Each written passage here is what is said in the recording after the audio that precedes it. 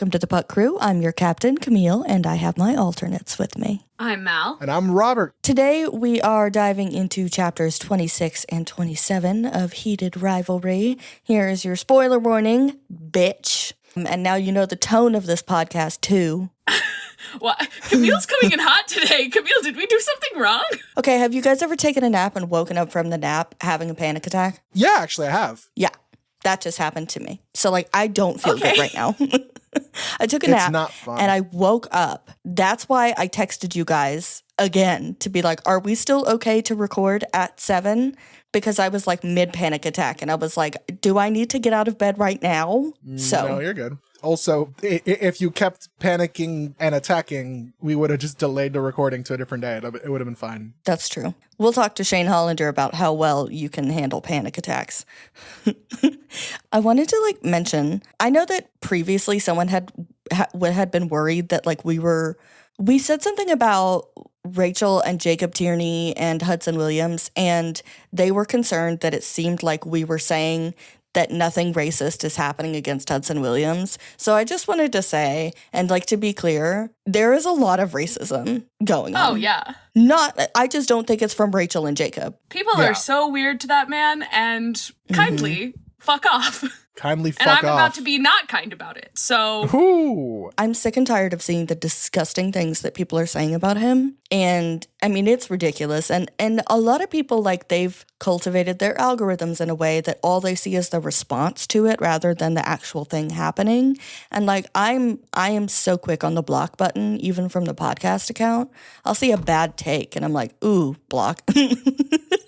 Yes, I know, Camille. But I make sure that they don't follow us first. I'm going to go ahead and do myself a funny little favor and go on the podcast account and see how many accounts are blocked. Let's see. I'm also curious. This is something. How the fuck do you check this? Jesus Christ. You know this guy? He did 9/11. Ryan Price, he started 9/11, yeah. I'm so glad that people actually took that joke in stride instead of being like, oh God, how terrible. Because I'm like, I was so surprised. Camille and Mal tend to listen to these after I edit them for the first draft to be like, oh, cut this. Oh, make sure this part is shortened. Oh, you forgot this part, blah, blah, blah. And I'm like, we're cutting the 9/11 joke, right? And then we didn't cut the 9/11 joke. No. Here we go. Block. Oh, wow. Camille, you're not okay. Well, the Instagram, at least you only blocked 9 people. Yeah, the Threads is not so bad. Let me check my personal. I need a number. How many people are we It doesn't blocking? give us a number. There's no number. We've blocked 9 people on Instagram, and by we I mean Camille. You've blocked at least one. Who the you fuck have I blocked? You told us in the group chat at least one. Who the fuck did I Sometimes block? when someone What? gets really mad or really nasty in the comments, I'll be like, "Who blocked him?" And Oh, Robert's like, I "It was remember me." who I blocked. Yes, I I'm remember.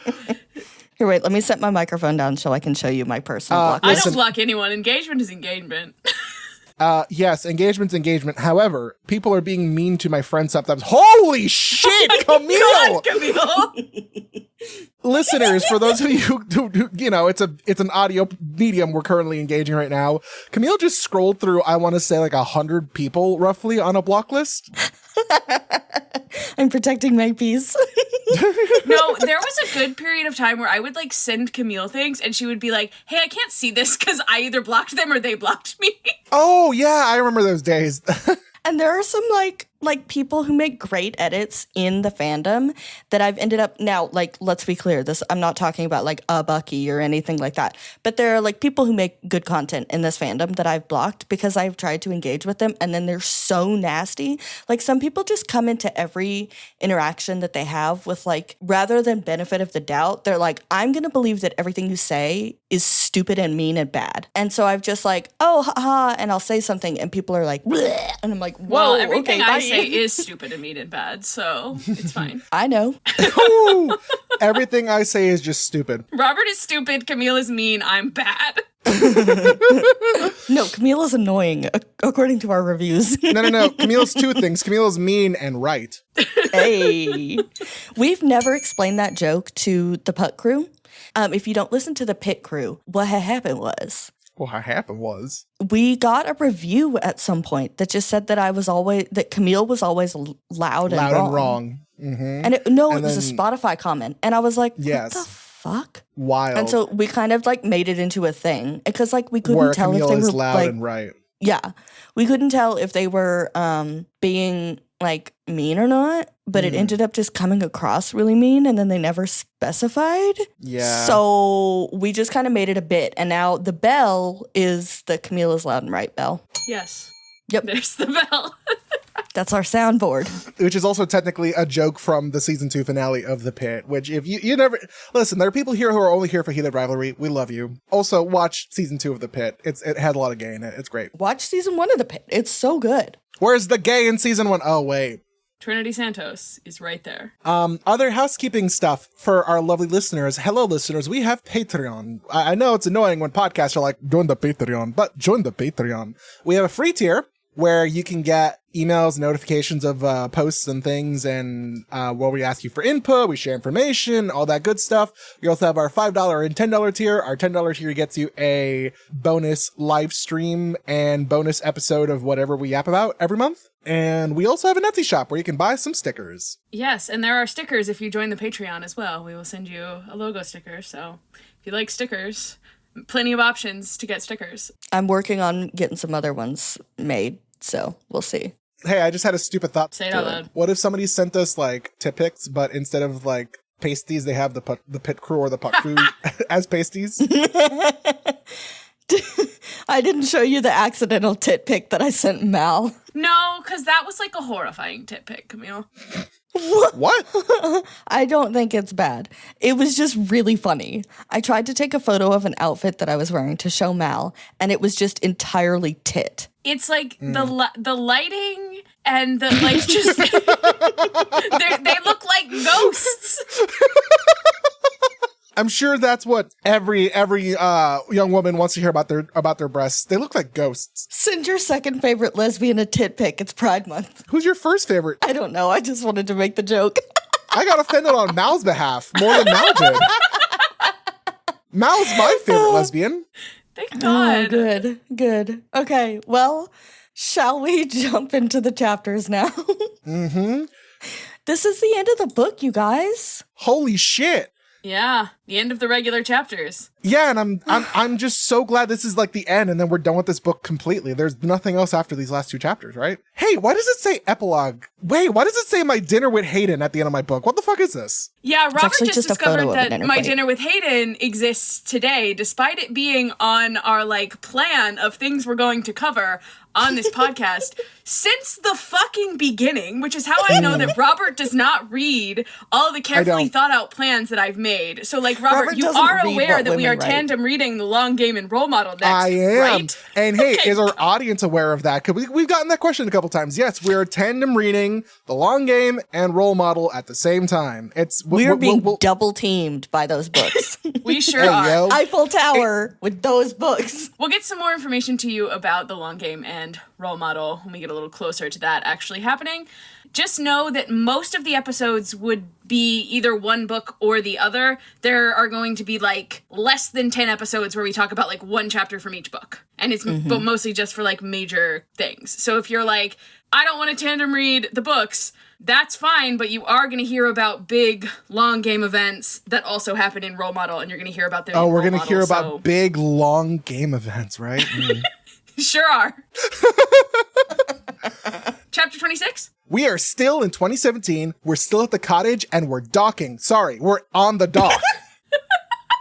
We're docking. We're frauding. Docking on the We're dock. coming in our shorts. God. So they are out on the dock, and Ilya is chirping Shane about like the cottage tour, right? Like the whole, oh, is this where you do yoga, thing of it all. I've never understood how things like that are allowed. Like, if I was a famous person, I would be like, no one is allowed to see my house. No one is allowed to know where I live. Like, do not perceive me. But then, like, I'll be driving around. Like, there is an ex-sports player that lives in my grandparents' neighborhood. And anytime we drive by his house, my dad's like, hey, that's where so-and-so lives. And I'm like, why do you know that? Why? That feels creepy to me. Like, I don't want to know where famous people live. Like, you're telling me there aren't, like, 17-year-old girls on the internet with too much time on their hands who are, like, very invested in Hollanov or whatever that are, like, watching this documentary and trying to triangulate the exact location of Shane's cottage? No. Camille, you can't say no. Camille, you were not in the One Direction fandom. I was in the Jonas Brothers fandom, bitch. I'm a millennial. Don't fuck with me, okay? I know ball. I know, but I invented Were people ball. hacking Okay? security cameras in the I Jonas drove Brothers to a fandom? neighborhood that the You drove Jonas to a Brothers neighborhood? lived in Texas. Okay, God, Camille. I know ball, bitch. So no, I just Oof. think that like 17-year-old girls don't. I think we had the same thought. They don't give a shit about going to see a hockey player's house like that, and also you have to think about like this is middle of the nowhere. What? This is middle of nowhere, Ontario, and also nobody knows that he's gay. Like if he were queer icon Shane Hollander, maybe I'd buy it, but like no. I mean, hockey RPF is such a big thing, though. I'm like, surely some people, because like people get a little weird about RPF, understatement of the year, but like surely there is somebody who is overly invested because they have invented a scenario in their head and they're like, Shane Hollander is my close personal friend and I need to find out where he lives. Yeah, but I don't think that would be a 17-year-old girl. I think that would be a grown man. Okay, the quote is, "It was late morning and the day was already hot." Ooh. Shane, like Ilya, was wearing only shorts. They had slept late after keeping each other up most of the night. The sun shone on every inch of Shane, his skin, his hair, his freckles. He looked so achingly beautiful and happy. It was a shame that Ilya was going to ruin it. A shame, but there was no choice about it. Shane Hollander was standing on the edge of a dock, and now his back was turned to Ilya like an idiot. Ilya, you can't have the words ruin and edge in your internal monologue. Like, I know what you're trying to say, but I hear the freak in your sad boy internal monologue, Ilya Rozanov. Yes, but also this is so funny to me. He's like, wow, he's so beautiful and so gorgeous. Too bad that the pushing my boyfriend off the dock instinct is too strong, and I'm going to have to ruin this beautiful moment. It's too bad someone's gonna have to push him in the lake. It's like, Ilya, that doesn't have to happen. No, it does. It's too bad somebody has to take Shane Hollander out back and push him into the lake. Yeah, exactly. Oh, I was gonna say Shane Hollander's own fault for bringing his rival out to the middle of nowhere. This is actually the long game that they talk about. The long game that they're playing is which of them is going to murder each other first. Are there any Mr. Black, Mr. White-esque fanfics where Ilya and Shane are like spies or whatever against each other? I would not be surprised if there were, yeah. if you have any, send them to us. Yes. Give me the rival assassins, both paid to kill each other. Heated rivalry, but assassins, and like it's really rough, cool sex. Anyway, I said this in our bonus episode, but I've been figuring out a lot about myself recently, and I have a lot more ace in my pie chart than I thought. So it's really funny recontextualizing my entire life and all the jokes I make. Ace people are the most sexual people you know. Kinda, yeah. So, to continue the quote, "How's the water?" Ilya asked. What? That was all the warning Shane got before Ilya pushed him off the dock with both hands. Shane let out most of a motherfucker before his head submerged beneath the dark water. So this is what we're getting opposed to, like, Gimme Kiss. Listen, Gimme Kiss is cutesy, fucking little, like, for the show. Oh my god, they're so in love, all that bullshit. How's the water? What is prime boyfriend material? What? Motherfuck! Like, yeah, that's amazing. I love this. I am obsessed with this, and I think if someone did this to me, I would propose on the spot, because this is just so, it's so boyfriends. I mean, I don't want to be boyfriends, I want to be girlfriends, but like, you know, same energy. Mal wants her prospective partners to be slightly mean to her. Yeah, yes, that is well documented. Mainly in the Pit Crew, our other show, so hey, if you haven't listened to that one. Again, it's one of those moments where I'm like, in the show is good for what the show did. The book is good for the book. Like, I don't have beef with the fact that we don't get this, because I think in the show, you need to show more tenderness. We've seen a lot of chirping in the show, and we don't have as much time to be tender, so we need to show more domesticity. And we don't get the tenderness that happens in the internal monologues. So they have to be a little more outwardly tender. We need to see Ilya kissing feet and, you know, like... He kisses his shin. It's not his feet. This just in, Ilya's into feet. I wouldn't be surprised, man. There's probably like a laundry list of things that Ilya's into where he just thinks it's normal. He like presents that list to Shane, and Shane's like initially like, "Urgh," and then like, wait a minute. He's like, my armpit? What's it called? So, Jorkin it? No. No. Ilya also in the best boyfriend ever category, but not actually boyfriend yet. There's still situationship. Hey guys, this isn't situationship behavior. He cannonballs in and splashes Shane in the face for good measure. Yes. Again, this is my ideal relationship. I also just wanted to say that, like, season 2, what I need is like a montage of like Hollander's summer with Ilya and like a moment where Ilya like walks by and just shoves Shane in the lake. Yes, because Like this is mid-conversation or something. This is giving the same energy as like when they race each other up the stairs at Shane's apartment in the show.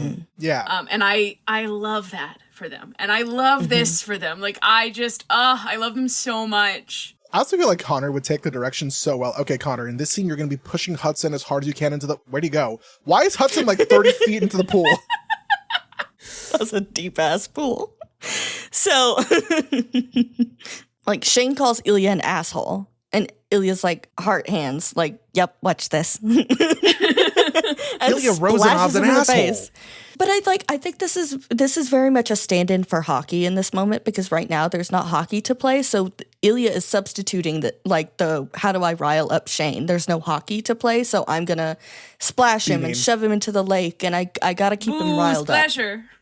Well, we start to see a lot of insecurity at the very end of this book regarding "Don't Leave Me." Oh, and we will talk about that next chapter. I have thoughts. But there's moments where I sit here and think, is he antagonizing Shane because he's like, I have to keep him thinking about me and feeling a certain way about me so that he doesn't slip away, or like I have to, this is the passion, right? I can't stop annoying him because then he'll get bored of me. I have to rage bait him because that's been the thing that consistently like makes him want to have sex with me. Yeah, rage bait is Ilya's love language. So Shane asks what if his phone was in his pocket. Ilya says you left it on the table, and then like an omen, it starts ringing. I love this fucking note where it says every time a phone rings, Shane Hollander gets outed. Now I'm thinking about it. I again can't say anything because I haven't read The Long Game yet. So then they make out in the water for a while. Shane pulls himself onto the dock, and then Ilya gets on top of him. Oh my. Gay. So Ilya is surprised that Shane, when they're in the lake, wraps his legs around him, and then he thinks about like how much he loves when Shane lets go. And then he thinks about how much he loves that he can make Shane do that. And then he thinks about how much he loves Shane. And like now that they've crossed that threshold, Ilya's brain at all times is just like, I love him, I love him, I love him, I love him, I love him, la la la la la, like I'm in love, I'm in love. It's just that over and over and over again. He's in love. He's in love. And Shane worries that someone is going to see them by boat. And so Ilya's like, well, you better keep a lookout for boats, and then puts his hand in Shane's wet shorts. This is a nightmare? Oh, is this one of your ew, yuck, ew? Yes, yuck, yuck, yuck, ew, yuck. Yes, absolutely.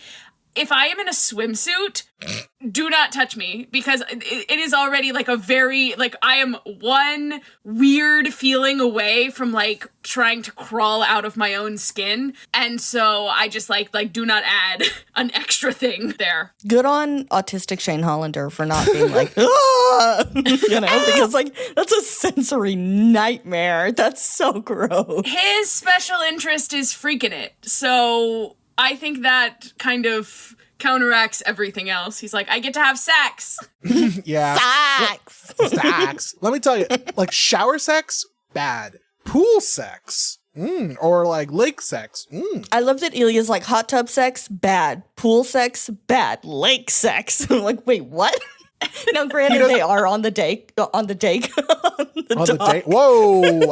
I think only Mal can say that word. Got real close, didn't I? I guess, you know what? Ilya is horny until chlorine's involved. He's like, this can't be sanitary. Are you sure this water's sanitary?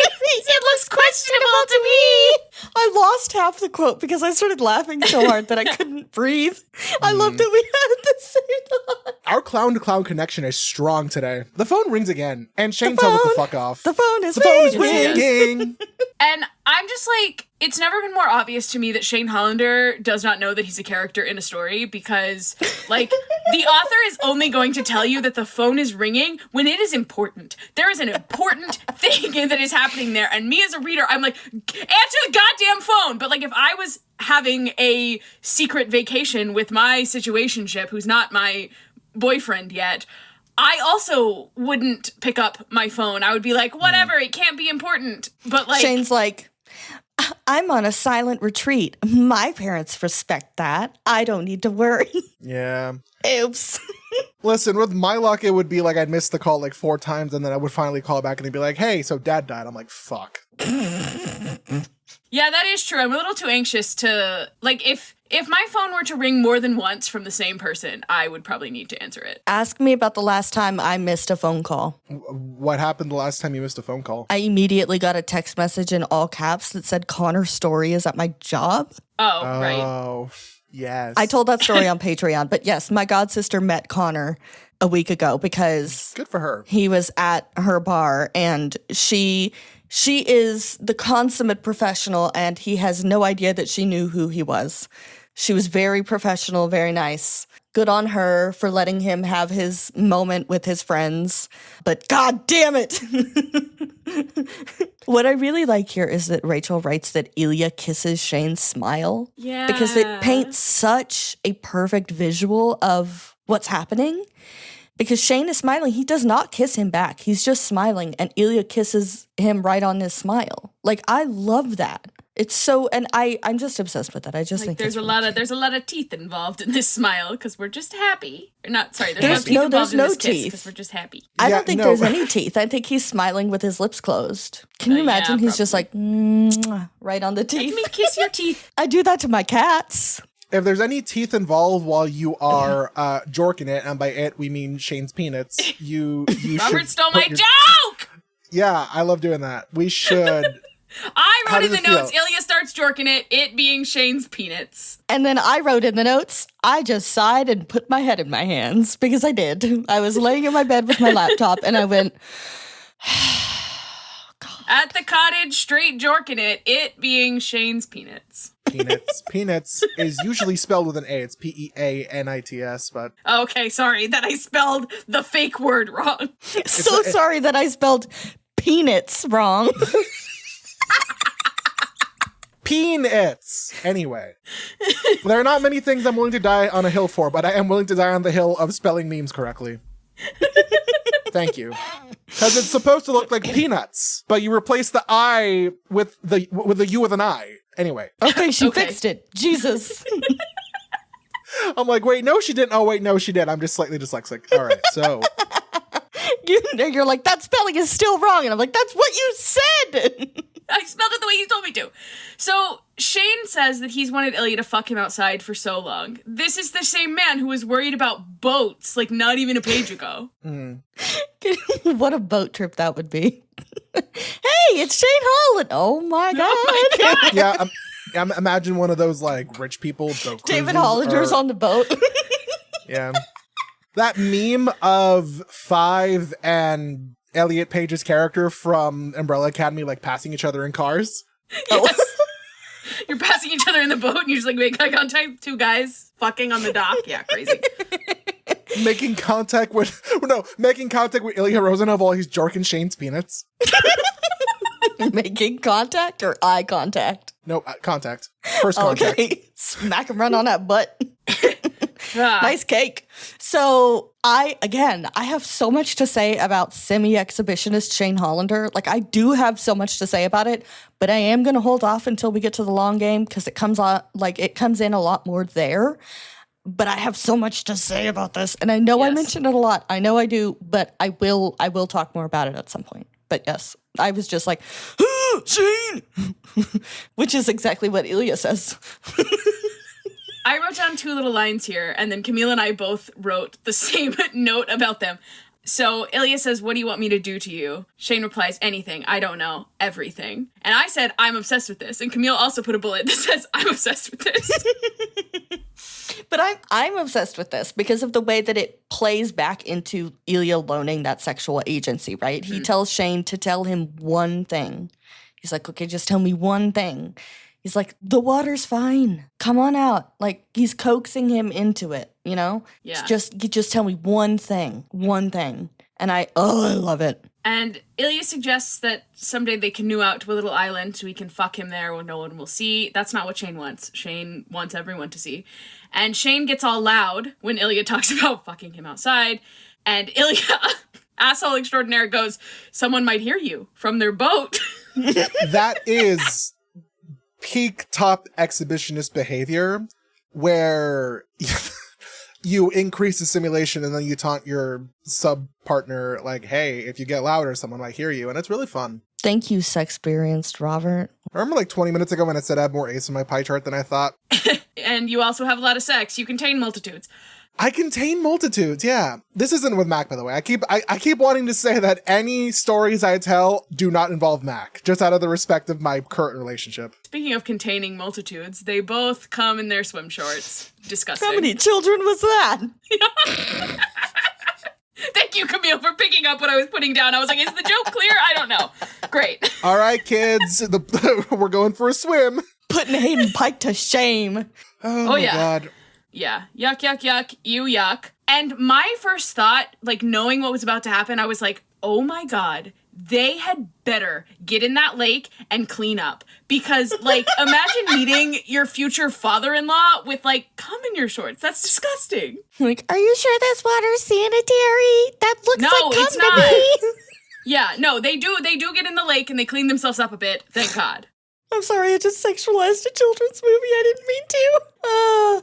They walk back up to the cottage, and when they get to the door, Ilya says, is it okay if I tell you I love you again? Does anybody have a baseball bat that I could smack my own head with? Do you ever have those moments where, like, you read something and it makes you feel floaty because you can feel how the character must be feeling in that moment, and you're just, like, happy for them? Kind of. I mean, I definitely have roll over and scream into my pillow lines. You have the kickling your feet lines. I love that people found kickling funny. I'm so glad that people kickling my found that feet funny. right now. I'm kickling my feet. Kickling my feet. Mm-hmm. Every there's time somebody- someone brings up something that we've said, and I'm like, oh my God, guys, we have inside jokes. We have inside jokes that our fans care about. That's awesome. It's crazy. His crooked smile was adorably shy. Shane smiled back. Hell, he probably beamed back. It's okay. Instead of saying the words, Ilya kissed him. It was slow and deliberate, his tongue pressing against Shane's own, his fingers resting ew, delicately yuck, on ew, Shane's yuck. waist. I love that we're like, ew, cum shorts, and Robert's like, ew, a French kiss. Robert doesn't like kissing with tongue. Listen, cum shorts is easy. You just wash that off. Tongue kissing, you can't really wash that sensation out of your mouth. You can wash it off with spit. Why would I want to wash that sensation out of my mouth? I enjoy it. Maybe you're not my favorite lesbian anymore. Aw. Shane felt like, aw.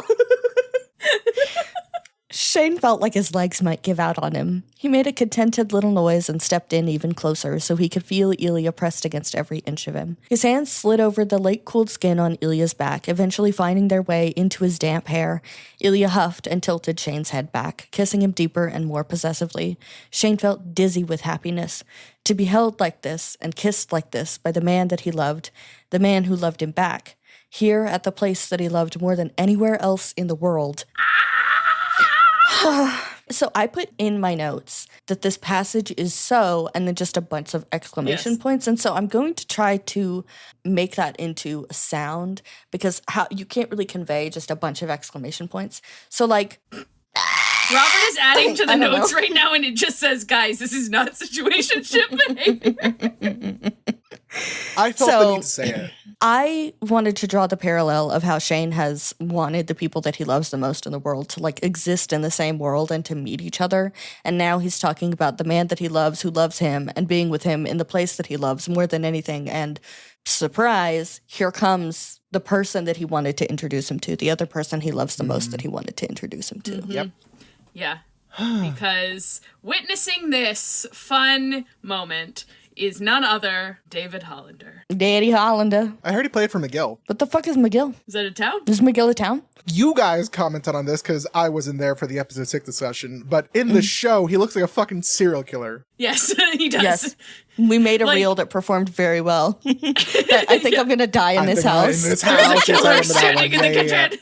Meanwhile, I do love how here the writing makes it sound more like he's just like standing there, like the way that Connor stands as Ilya when they're like talking to his parents. He just has like his hands by his side. He's like, And they all like stare at each other for a moment. But he looks at me, and I look at him, and he looks at me, and I look at him. Yes. What soundtrack do you think is playing in his head? Is it that? I always feel like somebody is watching me. And can't get no I always privacy. feel like I'm watching somebody. Like, you gotta flip that. Sorry. To me, it would be a no thoughts, head empty moment. I would just like it's actually what he's static. listening to right now is like the Windows shutdown sound. David Hollander is just powering down. He's like, I gotta get the fuck out of here. So Shane tries to follow, but David Hollander is quick and is gone by the time he pauses his freak out long enough to get to the door. Because where David Hollander flees, Shane Hollander froze. I just want to say that Shane ain't the fastest skater for nothing. He learned from his father, okay? He's like, shing, shing, shing, out of the kitchen. I have a quote here. Shane walked quickly through the house to the front door. He opened it just in time to see his father's car disappear down the wooded road. He stood there for a few minutes wearing nothing but the wet shorts he had very recently ejaculated into in a look of pure panic. Why bring up the cum shorts again, Rachel? Why? Because it's funny, but also on a serious note, to flag how vulnerable he feels. He's exposed. Yes, he is, but I'm just like, God, I had just forgotten. Because, like, they're clean now. But he's like, so there I was, cum in my shorts, Barbecue sauce on my titties. So, I bet you're wondering how I got here. Yeah. Record scratch, freeze frame. It's Cusco. It's the Cusco freeze frame, and like, I bet you're wondering. All right, so another quote. They both stood there in silence. Shane assumed that Ilya, too, was letting the enormity of this moment wash over him. This is bad, Shane finally said. You should go. Talk to him. Yeah. Shit. Yeah, I should. Probably best to do it now. He heard Ilya snort behind him. It's not funny, Shane snapped at him. A little funny. Shane turned around, ready to glare at him, but when he saw Ilya's face, he started laughing too. And I'm going to complain again about Ilya laughing in a moment that I don't really know is his to laugh at. Not because it's, like, not the right reaction, but it also, like, makes me kind of sad for Shane because, like, this is a very serious moment and his boyfriend is like, hee hee, but, like, also objectively, this is very silly. I definitely think that we all come with our own, we all bring our own experiences into how we read this because I don't read it like that. Like, I think this is more of an incredulous laugh because you have to think about the fact that, like, it might not feel like it to Shane, but, like, Ilya's also just been outed. Ilya still has more to lose, like his life. And, like, I also think, like, this helps Shane to relax a little bit. Like, he takes offense, and then he turns and he sees Ilya's face, and then he's like, oh my God, Ilya's in cum shorts too. You know? He's like, we're both standing here in our cum shorts. Like, we're in this shit together. This is ridiculous, but at least we're together this time. Yeah, you know? No, that's fair. I'm just sensitive when there's, like, a coming out moment and Ilya's laughing. That's the thing I'm sensitive about. No! That man has feminine hips. And this I'm okay with them both laughing about. Like, they crack up at this line. Maybe you did not notice. They both cracked up. It was pure nerves, but Shane laughed until his eyes watered. His plan had been to tell his parents soon that he was gay. He had planned to give them time to digest that. Then he would tell them, eventually, that he was in a relationship, that he was in love. And then, once all of that had settled with them, he would drop the real bombshell. Now everything was happening in the exact opposite order. So Shane is like, I should break this news in order from least to most shocking. And David is like, no, me and my dishwasher tablets, best we can do, all three at once. Mal, you're funny. Thank you. Am I back to being your favorite lesbian again? Yes. So Shane shows his love to Ilya with, like, logistics and planning because that's the Hollander way. But, like, Hollander. come on, man. That would have taken ages. Come on, what? Like, do I love that Shane always gets outed? No. Yeah, no. Am I mad about the fact that he got outed to his parents? Also, no. Like, those are the best people to be outed to. Not that being outed against your will is a good thing, but there's nothing malicious about this outing. The other one there is. I know a lot of people have beef with Rachel Reid about the fact that they're constantly getting outed. And I'm not mad about it because, again, she's telling a story and these are fictional characters. She's not actually hurting anybody. Shane holds so rigidly to his plans, some of which are not necessarily good plans. Like, looking at this plan, every time I read him saying, like, okay, I'm going to tell them that I'm gay. I'm going to tell them that I'm in a relationship, and then I'm going to tell them about Ilya. Like, the relationship and Ilya need to go hand in hand, because if you're like, I'm in a relationship, I'm in love with someone, but you can't know who it is, like, that's kind of weird. Like, they can't fully digest that. It's just, there's too many steps. And I think a lot of times Shane's plans get very convoluted because he's like, if I think through every little thing and I, like, have as much of a plan as possible, nothing can go wrong. And that's not true, especially when you are holding something this big, like, just to the two of you. Because, like, at this point, no one knows about this. Like, it is literally just the two of them that know. And, like, eventually, if you do not, like, take the initiative and come out, like, it's gonna happen to you. What about the fact that Shane is really good at planning and logistics, but he avoids contingency plans like the plague. He does not want to have a backup plan. He doesn't want to think about the fact that things could go wrong, because even Rose is like, you need a backup plan, you need a plan, and he never makes one. Yeah. But it's like, it's because Shane tends to romanticize things in that he's like, as long as I have a plan, nothing can go wrong. And I'm like, how many times do you have to be proven wrong, Shane? And nothing can go wrong. Oh no, it all went wrong.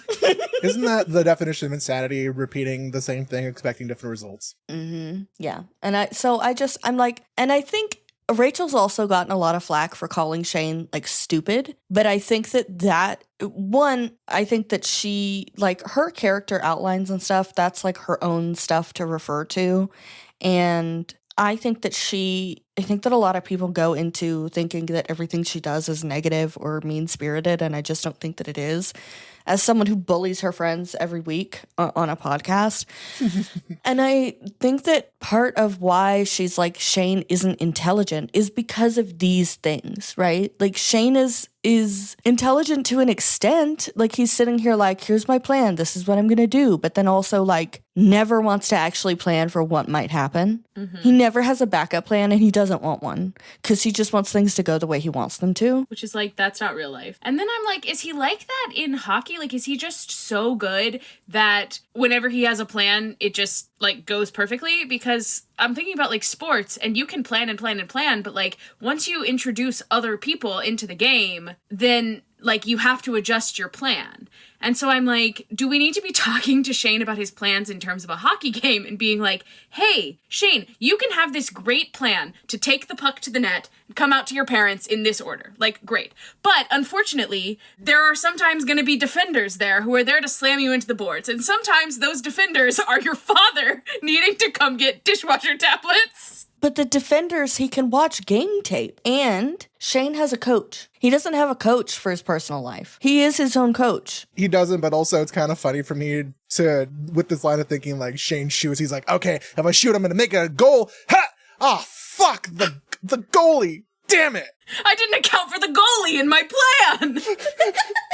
So Ilya offers to come with him to talk to his parents. Shane considers that and decides that even though it's going to be awkward as hell, he would really like the support. So they get dressed. Shane puts on a t-shirt from a charity hockey camp that he helped coach last summer just to remind his parents that he's a good and normal person. That's so sad. I'm like, yeah, Shane, it's going to be okay, baby. You're all good. You're going to be okay, honey. But I know he doesn't feel that way. But it's like, baby, you're okay. I feel like I would also be overthinking the outfit, though, a little bit. Be like, what can I wear to make this coming out perfect? Meanwhile, Ilya is like, you know what would be great? My Boston Bear shirt. Yes, Ilya puts on his Boston Bear shirt because he is not a good and normal person. And Shane is like, you should let me do the talking, and also maybe you should wait in the car. And I see Connor Story's face in my mind doing the eyebrow raise. Oh, it's so good. Oh my God. So I good. love that they so perfectly have encapsulated the characters that it's not like you can't, like, obviously I think we do a pretty good job of remembering that like movie and or book and show are like different characters in a way. Mm-hmm. I think that because we've compared and contrasted a lot, and we do a really good job of being like, this works well for this, and this is good for this. But I love that no matter what, in whatever universe, Hudson and Connor are so good at embodying these characters that it's like, yeah, I envision them. Absolutely, I envision them. Because like when I think about like other media, if I think about Percy Jackson, do I see Walker Scobell in my head? No. I see him in the show and he's fantastic. But when I'm imagining Percy Jackson, do I think of him? No. You know? Because he's just not what I see. But like Hudson and Connor, they're what I see because they're just that good. So Shane opens the door to his parents' house and he says, hello, it's me. It's Shane. As if it could be anyone else. Hello, it's me, man breaking into your house to steal your possessions. Hello, it's me, the gay one. It's me, your gay son. It's me, Dad. It's me, gay. Hi, gay. Hi, gay. It's me, Dad. We do get a good piece of information here. Here's the quote. His parents stood from where they had both been sitting on the couch. It was clear that his dad had told his mom what he'd seen. So we at least know that Book Yuna was told. Yeah. Whereas for Show Yuna, I think we're coming in like just before David says anything. Like he just came in like panting. He's like, you won't believe what I just saw. And then Shane and Ilya walking behind him. I think that the idea is that he's been there for a minute and in the show. And I can't remember who it was that confirmed that she doesn't know what happened. She has no idea. We've talked about this before because David's going to rush in looking like he's seen a ghost. And she's going to be like, is Shane okay? Is my only child the love of my life? The only child that I was able to conceive? Is he okay? I haven't said anything before. I wasn't here during the episode 6 coverage. He's okay, but he's gay. And he's gay with Ilya Rozanov. Yeah. Yeah. I want to imagine in order, in response to that, he's okay. Who? He's gay. Oh, we already knew that. He's with Ilya Rozanov. What? I imagine that if like, okay, so he didn't tell her in the show, but I imagined he came in the door and he was like, whoa, what? knew it. And in the Yuna's shorts, like, in the door.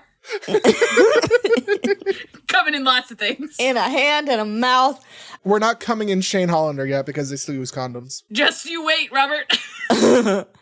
So, okay, I imagine that, like, David busts in the door, and she's like, oh Whoa, my God, what? is Shane okay? Would you die, please? So he comes in, and Yuna's like, oh my God, is Shane okay? And he's like, he's okay. And she's like, okay. And he's like, Shane comes in and is like, I'm gay. And she's like, what? And David's like, I told you. I tried to tell you he's okay. It's like, David, not now. Stop being a dad. And so, different from the show, where David comes over for his charger, he has forgotten to buy dishwasher tablets. And so he wanted to see if he could borrow some, which is why he was at Shane's apartment. He did not know that Shane had company. And there's part of me that's like, David, go to the store. David, he wants to save out on spending, like, I don't know how much dishwasher tablets cost. $5? I don't fucking know. It's one dishwasher tablet. What could it cost, Shane?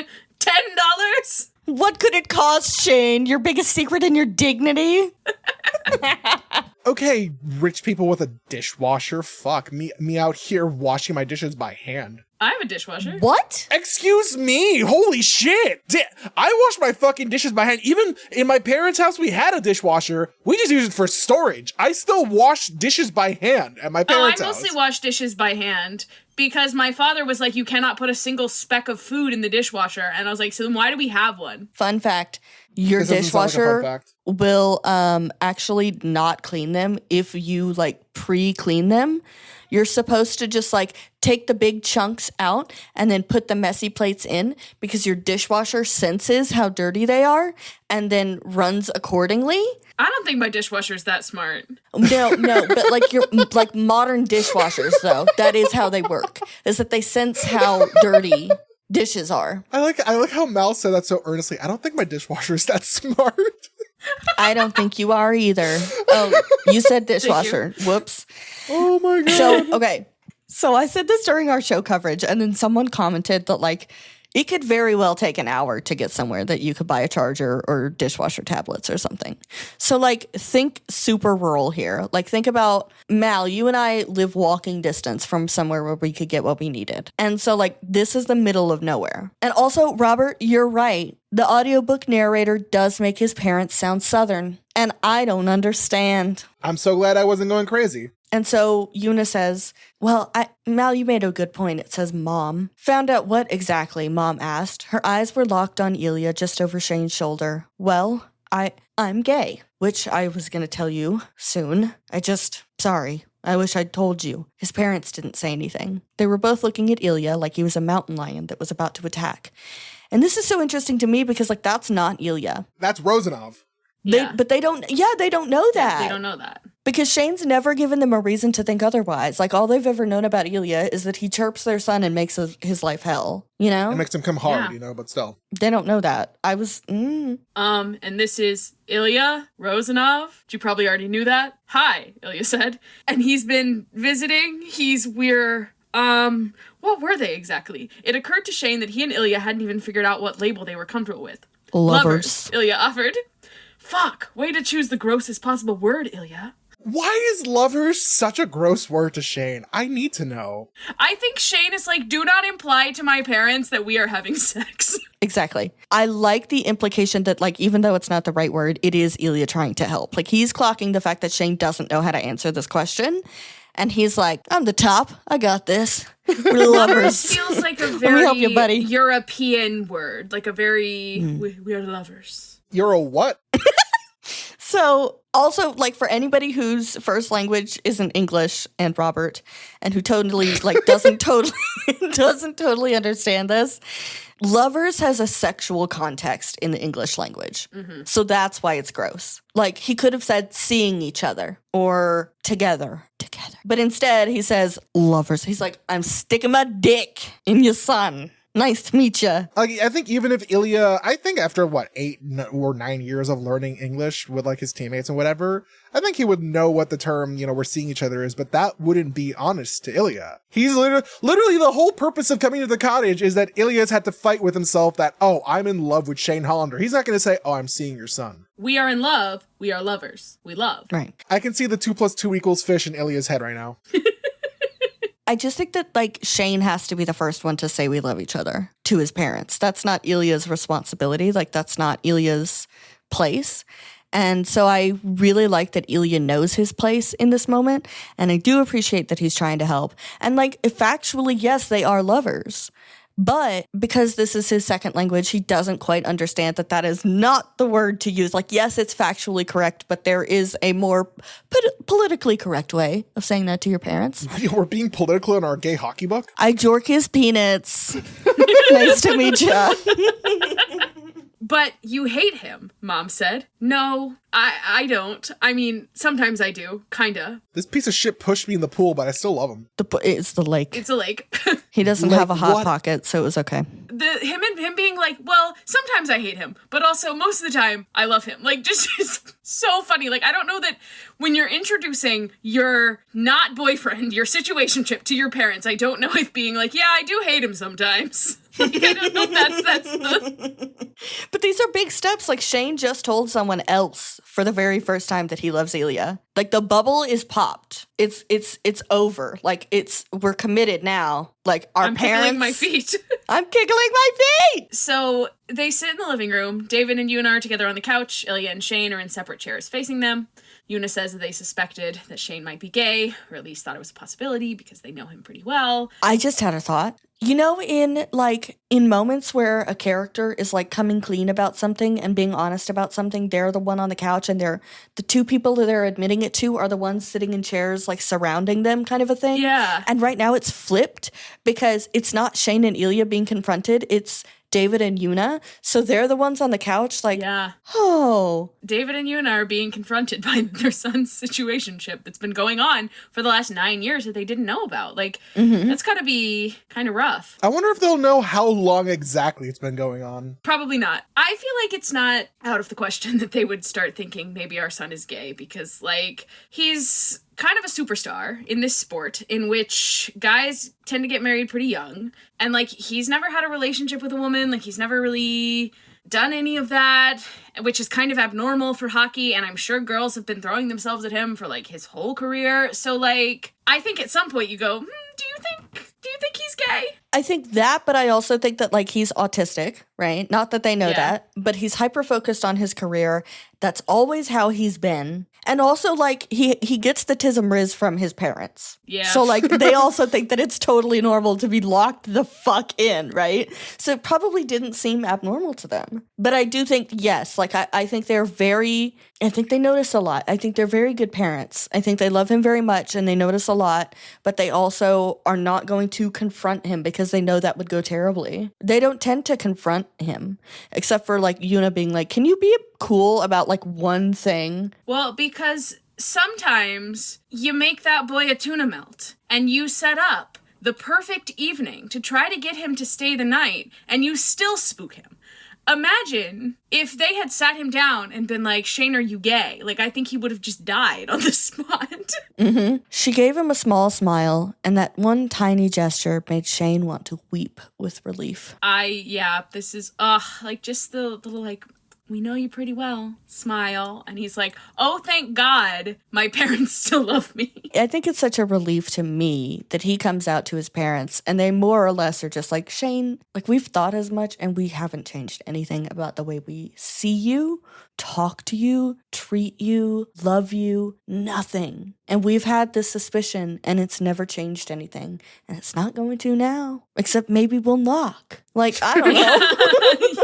I mean, to be fair, he did call many times, but still, like, what they didn't suspect was that he was so friendly with Mr. Rosanov. And Ilya immediately corrects David and is like, Ilya. And David's like, okay, Ilya. I will say, I like better in the book because in the show, David says, sorry, Ilya. And in the book, David says, Ilya. Okay, then. I like the book better. Whoa, Camille, the internet's gonna go crazy. Anytime we say we like something better in the book. Everyone's like, actually, you're just stupid. And I'm like, okay, hi, stupid. And this is one of those moments where I, as the person who likes to get into the semantics of everything, I really like the fact that David is like, there's nothing to apologize for. He's just getting used to being friends. And because I'm sure that, in the world of sports, everybody's just kind of their last name. Like, he's been Rosanov to them for forever. And so I think adding the Mr. is probably more respectful than they've ever addressed him. I actually also think it's more comedic. I think he does it for comedic reasons. Mr. Rosanov here. They ask when it started, and Yuna asks if it was after the All-Star game, and Shane is like, no, it's been since our rookie year. And it's very important to Ilya that they do get the timeline correct, and he's like, no, it was actually the summer before. And Ilya's like, no, I'm standing 10 toes down. Like, no. He's been mine for a very long time. Get it right. But I also think, like, that distinction is important, like, especially later if people want to call into question their morals and things in regards to hockey and having been seeing each other. And it's like, no, actually, we've been seeing each other the entire goddamn time. So they fell in love with each other. Like, I mean, yes, they were playing hockey together first, but they never played hockey together without being attracted to each other. Like, they've never played hockey against each other without knowing each other at least a little bit or having had a conversation before. And I think that to Ilya is like, no. And especially because Ilya's like, no, I've loved him since the beginning. And I know, like, Ilya's like, oh, no, we haven't been in love. Oh my God, no. But, like, he has been. A little bit. In a sense, yeah. At the very least, he's been infatuated with him the entire time. It's really fun going through this timeline and seeing them fall in love the way one falls asleep, slowly, then all at once. God damn it. Robert, all right. Yeah, Yuna asks if they've been in love the whole time. Shane says no. Ilya says, God, no. Honestly, if it was me, I would have started a fight. I would have been like, what do you mean, God, no? Sorry that the idea of loving me is so terrible. Sorry, hold on, Mom and Dad. I can prove to you that we're a couple. What the fuck did you just say? How could you say that? God, no, you don't love me? What? So Shane says that they're together, or that they'd like to be if it wasn't impossible. And now his parents don't look shocked anymore. They just look sympathetic. And I think that this is why Shane later says boyfriend, because like he can't comprehend that Ilya wants to commit, even though he can't come out. Like he cannot comprehend that someone is willing to carry a secret for him like that. And commit. My poor boys. And Yuna asks how it happened, and weren't there any nice men in Montreal? It's very funny to me that in the book, Yuna gets a lot of the iconic David lines from this scene. Mm-hmm. Like, David has these lines in the show. Like, he's the one to ask if there were any nice men in Montreal. And, there was another one. What was the other one? Oh, Yuna's the one to ask if it was the All-Star game when they got together, which, like, both of those things are things that David says. And so, were there any nice men in Montreal? Yes, there were, but only when the Boston Bears were in town. And I like that David asks if their teammates know. Like, what do you think, David? What do you think, buddy? No, tell me, what do you think? My teammates in this notoriously homophobic sport actually all know, and they're cool with it. David asks if anyone wants a beer because he could use one, and Yuna asks if that's the strongest thing they have. Instead of the nice, fancy Russian vodka, and I will stop bringing up the show eventually, I just love this episode. Mm-hmm. Instead of the fancy Russian vodka, David comes back with Sleeman beer for all of them. Sounds very close to semen. Well, yes. And I was like, this has to be some sort of like niche Canadian beer, or this has to be a thing that's like very big in Canada, and I just don't understand. So it was I Googled a very clever thought on your behalf. Like, yeah, I was like, you had one good thought. Well, okay, much like the phone, it's like the phone is ringing because the author is wanting to tell you something, and I'm like, if you're telling me what kind of beer he brought, then that means there's some importance to it. And maybe that importance is just that Rachel Reid really likes Sleeman beer. I don't know. But so, I looked it up, and Wikipedia says, Sleeman Breweries is a Japanese-owned Canadian brewery founded by John Warren Sleeman in 1988 in Ontario. The company is the third largest brewing company in Canada. And I'm like, wow, this is literally Japanese-Canadian beer, guys. That's amazing. That's so clever. Yeah. Canadians, is Sleeman beer like a big thing? Or were you also like, I don't know what the fuck this is? I want to know. I know we have Canadian listeners. Please tell us. If you tell us, I will hold off on making fun of Canada for one more week. Is it like a niche Ontario thing? Because like there are definitely breweries that I can get beer from here that I can't get other places and that are like big to me here. Like Talea. I love Talea. Talea where? Oh, that's where you took me. Yes, I did. Took Camille there for my birthday. They made me iced toddies and they were very nice. They did. They were so yummy. They have a great sour. I love a sour. Oh, I hate delicious. beer, so I did not want any of the beer. So, while David was getting the Japanese-Canadian beer, Shane took a break in the conversation as an opportunity to look at Ilya. He seemed to sense Shane's eyes on him and immediately turned to give him a questioning look. How do you think this is going so far? Not bad, right? Not bad. Communicating with only our eyes. Mm-hmm. This is not situationship behavior. I don't know if you guys knew that. I did know that, actually. God, I'm going to be so upset when this joke has to die. It's not going to die. Shut the fuck up. So, David is like the deeply emotional parent because he's like, oh my God, like you've been holding this secret for a really long time.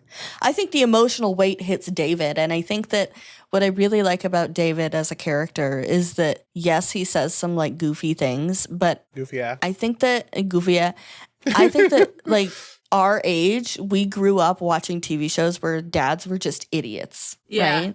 And I am sure there's like a big social reason and you could research and get into why that is. But I like the fact that David is incredibly emotionally intelligent. He feels things really deeply. I like that a lot. Yuna has to activate hockey mom for a second. He's like, have you ever let Ilya win? And Ilya's like, he doesn't need to let me win. I do enjoy that. Like, he doesn't need to let me win. I can win just fine on my own. Thank you. And I do appreciate that Ilya's not like, you should be asking if I ever let him win, you know? Because that would not be helpful here. But again, this is why I think it is important, the distinction that like they've been together the whole time. Mm-hmm. And we've won and we've lost against each other's. So like, yeah. And then Shane says the team always comes first. and I like beating him. The team always comes first, but Shane does not come first to the team. Shane does come first with Ilya, but not to the team. He comes first when it counts. And so I'm sitting here with my depression brain. If I were Ilya in this moment, I would have deflated so fast. Like, I would have gone flaccid. I think that this would have, but I'm incredibly sensitive, and I would have just been like, The team comes first, not me. Always. And so Shane asks if Yuna has ever let David win when they play Yahtzee. And then she's like, okay, fair. But I also like that, like, we're about to find out that, like, Ilya learns how to play Yahtzee and starts beating Yuna and David. Good. I don't think I know how to play Yahtzee. I don't have any intention. I don't even know what Yahtzee is. I just love the fact that, like, and I can't wait for Robert to get to see these moments when Ilya goes, Yahtzee! And both of Yuna and David are like, no! I need Connor's story to, like, go as Russian as possible. Like, really dig in deep and be like, Yahtzee! Or whatever the fuck. Yeah, how would that sound Russian? If we ever get to interview Connor, we just need to be like, hey, can you just shout Yahtzee as Russian as possible? Connor, can you say this for us Russian? Can you say this for us Russian? Can you say this for us Russian? Thank you. That's the whole interview. David asks if they plan on keeping this a secret until they retire. Shane says probably. And David says, yeah, honestly, I don't see any other way. Don't see any other way.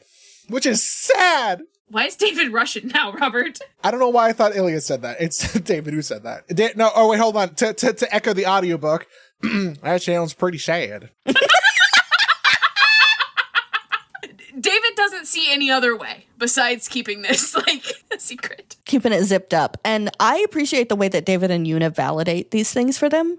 Like, this is a new team, a new unit. This is a growing family. And they're all sitting here going, okay, let's get on the same page. Let's process together.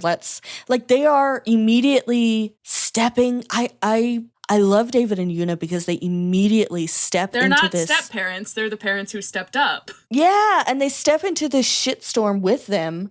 Like, okay, let's hunker down together. What do we do now? Well, and their team has just doubled because for the last 8 years, it's just been the two of them. It has just been Shane and Ilya have been the only ones who've known about this.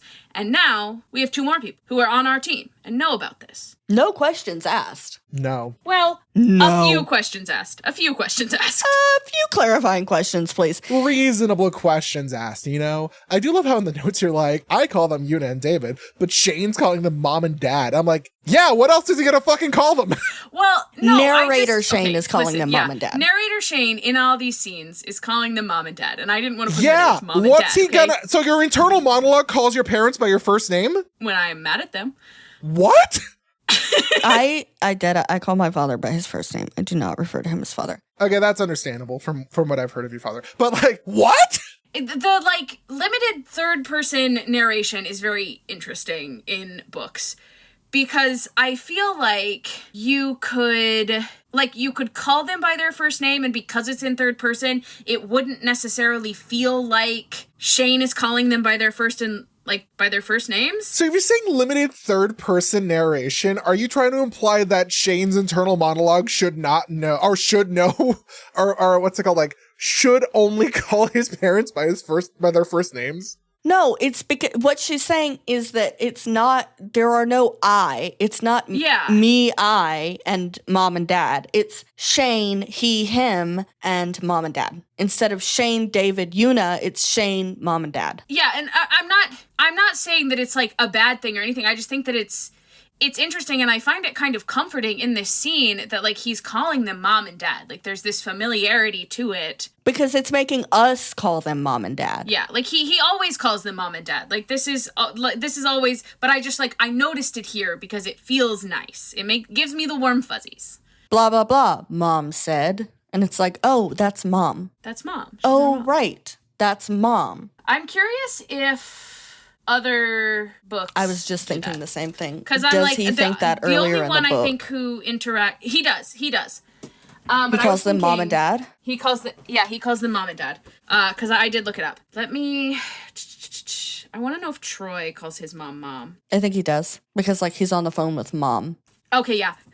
Troy also in his like narration, it's like mom said. Mm-hmm. Yeah. I don't know. It's just it's a cute choice to me. So then David asks about Ilya being a ladies' man and his reputation as a ladies' man. And Shane says that Ilya likes both, and his parents exchange a concerned look. Not the biphobia from Yuna and David. And like, see, you and I clocked this differently. Robert, be the tiebreaker before we say anything. What do you think? I don't know what to say. I'm terrified. Because, like, yeah, them questioning it, and then they're like, on one hand, I can understand, like, oh, is this a facade to, like, try and hide through, like, the media landscape of being a professional hockey star in a sport that's more often than not straight, or, like, with straight players. And that maybe they were also using that logic in their brain about, like, oh, then that also happened between Shane and Rose. But no, Ilya confirming definitively, like, no, I do like women too. I have had many experiences with women. It's just that, like, I'm in love with your son. Like, I think that's its own separate thing. I don't read it as biphobia because I see it as, like, a surprise and a lack of understanding. And also, they're learning that Shane and Ilya have been seeing each other for a really long time now. And that Ilya has, at the same time, been seeing a lot of women. And I think that as a parent, I would also be concerned with that, but not for biphobic reasons. Like, maybe I'm giving them too much benefit of the doubt here, but just like, what do you mean you've been seeing our son, but also fucking countless women? Okay, that's fair. Perhaps it is slut shaming and not biphobia. She said, but like, still a strike. To me, it's reading as like, and perhaps this is my own like internalized biphobia or something, and maybe I need to unpack some things, but... Hi, we're both bi. Hello. You can't hate us. Bye to you. I hate bisexuals. Okay. Clip that. That's clip clear. that. Clip that and put it on Instagram. Clip it and put it on Instagram. Let's fucking go. I'm just... Because to me, I read this as like lesbians? Okay, God, I'm sorry. I love bisexuals. Bisexuals are lovely. I would like to apologize to all bisexuals. Every single one of us, and now she's gonna name us all. And now for my ukulele apology song. Whoa. Okay. That's just for pedophilia. I just think, okay, we're in this impossible situation because of, like, our sexuality and the fact that we're both men and we're both hockey players. Like, I would maybe be a little concerned that, like, Ilya has an out, sort of. And, like, of course he's in love with Shane and he's not going to take it. But, like, they also don't know him that well. And so I sort of read it as them looking at each other concerned that, like, Ilya is going to, like, get tired of Shane, get tired of how hard this is, and... be with a woman. I don't think Ilya's gonna get tired of how hard it is. Well, no. Ilya is in love with Shane. Ilya is never going to get tired of it, but again, this is their first time meeting him, and they don't know that. They know his reputation. This entire conversation just makes me want to do the meme that's like, I can stand biphobia, but I draw the line at slut shaming. You can stand biphobia? Have you, okay, the amount of people that want to ask me about, like, whether or not, like, the amount of people who think that bi people are polyamorous by default. Yeah. It pisses me the fuck off. But not, like, individually at that person, because I can pretty easily explain, like, no, by going, oh, do you want to fuck every woman you see? And they go, no. And I'm like, okay. So, like... Yes. Mal, please. That's actually not true at all. Mal just said she wants to fuck me on the pod. On the pod? Fuck, what? Listen, there is also more ace in my pie chart than... I mean, I've known that. But, like, I'm very demisexual. I gotta know somebody before I'm like, I need to sleep with you. Kissing, however, is fun, and I will do that regardless. Yeah, I think there is sort of that stereotype, especially for someone, like, people are like, oh, you're bisexual, you're promiscuous, you want to sleep with everyone, you know? And I think it's not necessarily, like, it's definitely not actually who Ilya is, but I could understand, like, David and Yuna having some of those, like, preconceived notions. Meanwhile, me in my late teens and early 20s, I was like, excuse you, I don't want to have a threesome because I'm bisexual. I want to have a threesome because I'm a slut. Anyway. That's Ilya, actually. Yeah, exactly. There's also the not saying bisexual of it all. Like, Shane does not tell his parents, oh, Ilya's bisexual. It's that Ilya likes both. And I know people had some thoughts about that in the show. But I think, like, they're not even boyfriends yet. Like, Shane is not in a place where he's going to assign a sexuality to Ilya. And I feel like it's sort of implied by the way that, like, when Rose asks, are there any gay hockey players? And he's like, well, there are probably hockey players that are, like, gay or bi or whatever. Because, like, I think he's thinking of Ilya in that moment. Yeah. And also himself thinking, like, I'm bi. Like, I don't think, if you've never talked about it, like, you're not going to be like, this is my friend who's bisexual, because you don't want him to be like, well, actually, no. Because you don't know what label he uses, if he uses a label at all. Shout out to the bi people who are, like, technically pan, aka me, but I like the bi colors a lot more. That's valid and fair. Yeah. I'm also headcanoning Ilya Rozanov as pansexual, because any hole's a goal. A Lamau. Robert, that's the worst thing I've ever heard you say. Why did I just think of a jar of mayonnaise? What the fuck is this episode? Why is it this episode that's so fucking crazy? And that's saying something.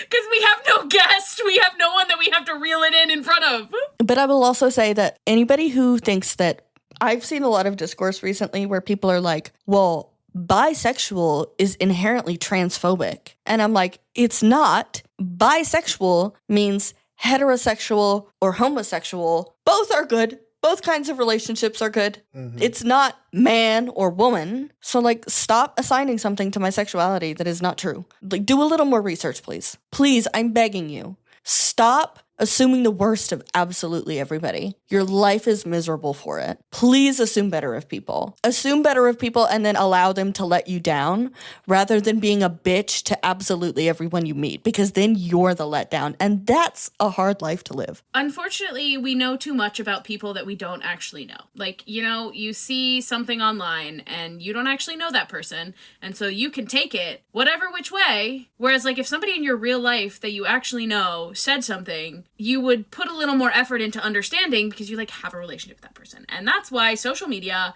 is fucked. Anyway, so Ilya says, I've been with lots of women. That was not fake. But he looked at Shane and Shane held his breath. I've only been in love with one person. And suddenly Ilya looked very blurry through Shane's eyes. Shane swallowed down the urge to cry and said, me too. Just one. I love this so bad. Yeah, this is I love the suddenly Ilya looked very blurry because Shane Hollander's not crying. Ilya just looks blurry. He just needs his glasses. He can't see without his glasses. Don't fucking reference that movie. That's a sad, that's a dead child you're referencing. A dead fictional child. The child inside of me is dead. Okay. You ever think about that?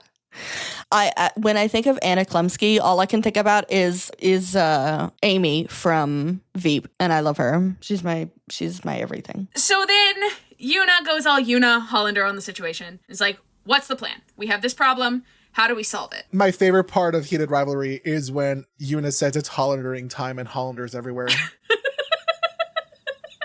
I'm about to Hollander this shit to fuck, bitch. Watch me. Yeah, that's actually in the text.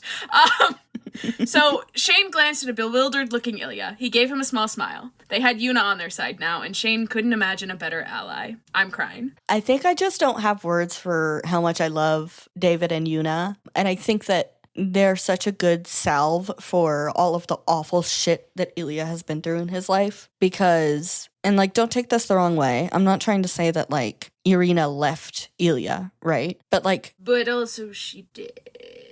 She did, but not maliciously. Yeah. Because that's a mental illness, and you, like, sometimes you lose the battle.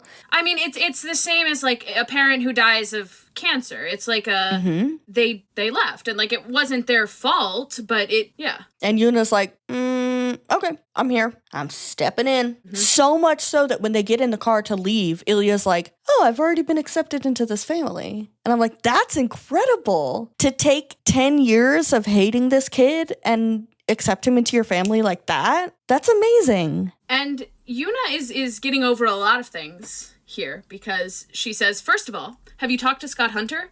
And she said the name like it physically pained her to speak of the evil man who had stolen Olympic gold from her beloved son. Like, she's my hero.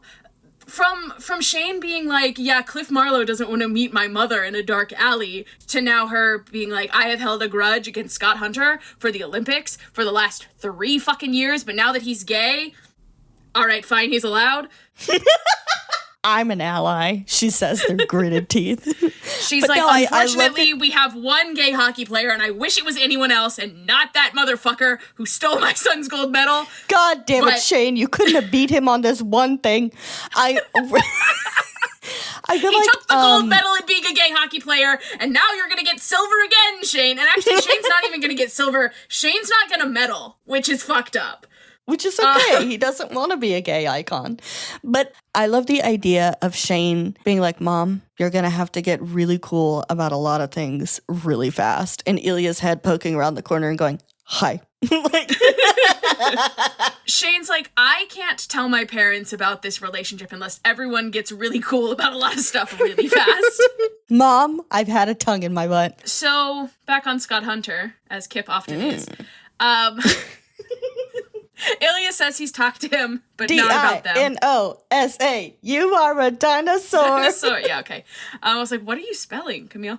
I'm like, my brain could not comprehend what she was spelling. Ilya says he's talked to Scott Hunter, but not about them. And Shane says he sent him an email saying he appreciated his bravery, but also he didn't say anything about the Hollanov of it all. And I have to talk again about Ilya at Scott Hunter night. I thought this said, I'm a slur. I'm a slur for Ilya at Scott Hunter night. No, I wrote, I'm a slut for Ilya at Scott Hunter night, okay? So, here's the bit from Game Changer in which Ilya attends Scott Hunter night. If you're unaware, in the book, Scott, as he's accepting his, MVP award at the awards show, he says, there's this gay bar that's hosting Scott Hunter night. Anyone is welcome to come. And a bunch of the admirals go, and so does Ilya. And so, here it is. So this is Scott talking initially. Rozanov? He asked. Ilya Rozanov grinned lazily as Scott headed towards him. What are you doing here? Scott shouted over the music. Rozanov shrugged. Wanted to see what Scott Hunter night was. Is not as bad as it sounds. Scott snorted and shook his head. Did you really come to a gay bar in Vegas just to make fun of me? Rozanov ignored his question and instead swept a hand through the air and said, So, this is you now? Scott wasn't sure exactly what he meant, but he nodded. This is me. I mean, this has always been me, but now I'm better at being me. Rozanov seemed to consider this. Is good, what you did. It will be good for others. There was something in Rosanov's eyes that caught Scott's attention. He had never seen that look on his face before. Was it gratitude, maybe? I hope so, Scott said. Rosanov held his gaze for another second and then looked away. I'm here with some of the guys, Scott said, from my team, I mean. You want to join us? Scott knew Rosanov was trying very hard to look like he didn't care one way or the other, but as Scott expected he would, he accepted the invitation. I need to point out the fact that the Ilya in that interaction is the one who has already agreed to go to the cottage. Yeah. This Ilya is very tender. This isn't just Ilya being like, oh, maybe someday. This is Ilya who has taken a really big step. He said yes, the invitation. He's trying to do something about it, which is lovely. And I wonder, because I always sort of read it as when he says this will be good for others, I read it as this will be good for me, but also more importantly, this will be good for Shane. Shane comes first. Yeah, and Shane is also more scared. And so, seeing other people be gay, I think will be good for him. I love Scott Hunter night. I love that Ilya goes to a gay bar with Scott Hunter and they bridge that weird divide. This is also pre-heated rivalry, so Game Changer came out first. So our introduction to Ilya is Scott Hunter punching him in the face and then him going to Scott Hunter night. So get a really good picture of Ilya. This is, I know this is a tangent, but listeners, I need to know your input. And then I also want to hear y'all's input, I guess. Do you think this is so, and I don't know why I'm thinking about this. Do you think that Ilya watches gay porn? Because I don't think he does. I think he's interested in having gay sex, but not gay porn. The mood has to strike you. The mood really has to dick slap you. I think maybe. I did, and this is not actually important, but there's been a thing in fanfic I've seen more than once where Cliff Marlowe is sending Ilya porn links, and I was like, that's such a weird thing to do with your friends. No, that is one of the short stories that Rachel wrote talks about Cliff Marlowe sending Ilya porn, and I was like, what the fuck? Anyway. Wait, where? Which one? It's called Countdown.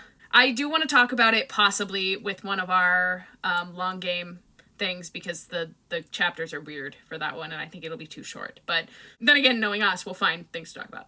Anyway, no, that's a good question. I think Ilya is watching heterosexual porn and enjoying both the man and the woman. Yes, too, because when I want to watch porn on Pornhub.com, I know Pornhub is terrible, I type in heterosexual sex into the search bar. Yeah. Straight stuff. No. Straight stuff is terrible. Heterosexual. You got to get in there with like the scientific You gotta get terms. scientific. Well, porn sites are quite literally banned in my state. They are inaccessible. You literally have to take photos of your ID and sign up for an account and do like an age verification and like a photo of your face and everything if you want to get into a porn site. Which, like, in theory, fine. And then you, like, look back further and you're like, oh, no, that's just government surveillance. Yeah. Yeah. I also love that there's no actual name drop of Shane Hollander in Game Changer. But Scott does mention that players sent him emails. And I do like that there's slightly that connection because Shane does say that he sent Scott an email. So Shane is there in spirit. Ilya also says that Scott would probably be confused about their situation. David says confused is one word for it. Why? Because we are two men. I can't wait to hear that line in season 2 or 3. Truly, I need Ilya to be like, damn, this inconvenience. Is it because I'm bi? Or like Shane to be like, is this because I'm gay? You hate me because I'm gay. No, Shane, I just didn't want to share my food with you. Yeah. Shane doesn't want his food. His food is disgusting. I don't know that Shane would do that because I feel like Shane is just a guy who happens to be gay, right? No, but I think that it would be very startlingly funny for Ilya to be like, no, to something that Shane wants. And Shane's like, is it because I'm gay? And Ilya would be like, I don't think he would come up with it. I think he would maybe stumble upon that meme on the internet, and then once he does, he uses it constantly. I don't think Shane's on the internet. But I do think Ilya might say that all the time. Like, he'd be like, is it because I'm bisexual? Queer? Is it because I'm bi? Like, that you're doing these things? And I feel like Shane might adopt that from Ilya, and then he might do it himself, and then Ilya would accidentally let it slip in public, and his friends are like, yeah. No! And Ilya's like, my God. I need to fuck you so bad right now. So Shane says what Scott did changed things for him and made him want to be braver and try to let himself be happy. Cry. Mm-hmm. Crying. And he looked at the floor until he couldn't bear it anymore, and then he glanced over at Ilya. Ilya's eyes were softer than he'd ever seen them. Yes, Ilya said. Me too. Me too. I love that they both owe Scott, like, a lot, but they're never going to communicate that to him. Ilya Rozanov would rather die than ever tell Scott Hunter. Deadass, like, I'll say it again. I cannot believe he hugs Scott in the long game. That's nuts, bro. But also, I love the fact that Yuna suddenly is like, okay, it's time to get really, really cool about a lot of stuff. I've got to be cool about Ilya Rozanov. I've got to be cool about Scott Hunter. She's like, oh God. Like, she has dedicated herself to being a hater. And now she's like, fuck, Shane. Unfortunately, her son is not on board with the players that she hates. She's like, God damn it, I can't hate them now. That's homophobic. And one thing that I really love about these books is just kind of the chain reaction of gay shit that Scott Hunter starts by kissing Kip Grady in a penalty box. Like, Scott kisses Kip. Ilya decides to go to the cottage, which is where, they plan the charity. And that charity announcement leads to Ryan Price coming out to Toronto. And that bravery has a pretty big effect on Troy. It takes a while for him to do anything with it, but, he says that's one of the bravest things he's ever seen. And then Troy coming out then has kind of a big effect on Ilya. And so it's just it's all connected. And I love that. I love that. All these gay hockey players are connected. Wow. But not like that. The human centipede, but it's no. The human centipede of gay shit in Listeners, the National Hockey League. we are now Literal. a podcast with 2 hosts. That bang you heard was me kicking in Robert's door, and the second bang you heard, I think you can figure out. And Camille, why are you cocking in my apartment? I learned from Noah Wiley. Which is a joke you only get if you listen to the Pit Crew. We're bringing it back. Comedy comes in 3s. Yeah, shout out to the Pit and Puck Crew listeners. You guys are real. If you listen to Pit and Puck Crew, you're bisexual. And if you're not, I'm assigning you bisexual. So Assigned bisexual by Robert. So Shane gives his parents the rundown on the charity and the Ottawa plan. David thinks it's not bad. Yuna, of course, is conflicted about Ilya not being loyal to Boston. He's loyal to your son. I think that's more important. Maybe. Yeah. And Shane tells Ilya that his mom cares too much about hockey. And Ilya says, yeah, now I know where Shane gets it from. And Shane wants to flip him off, but he remembers that his parents are there. And, like, I love him. I love him too. Yeah, and I looked at his favorite word is fuck, but he's like, I cannot show my middle finger in front of my parents. But also, I wanted to say, I was thinking about how bothered Yuna is by Ilya's lack of loyalty to his team.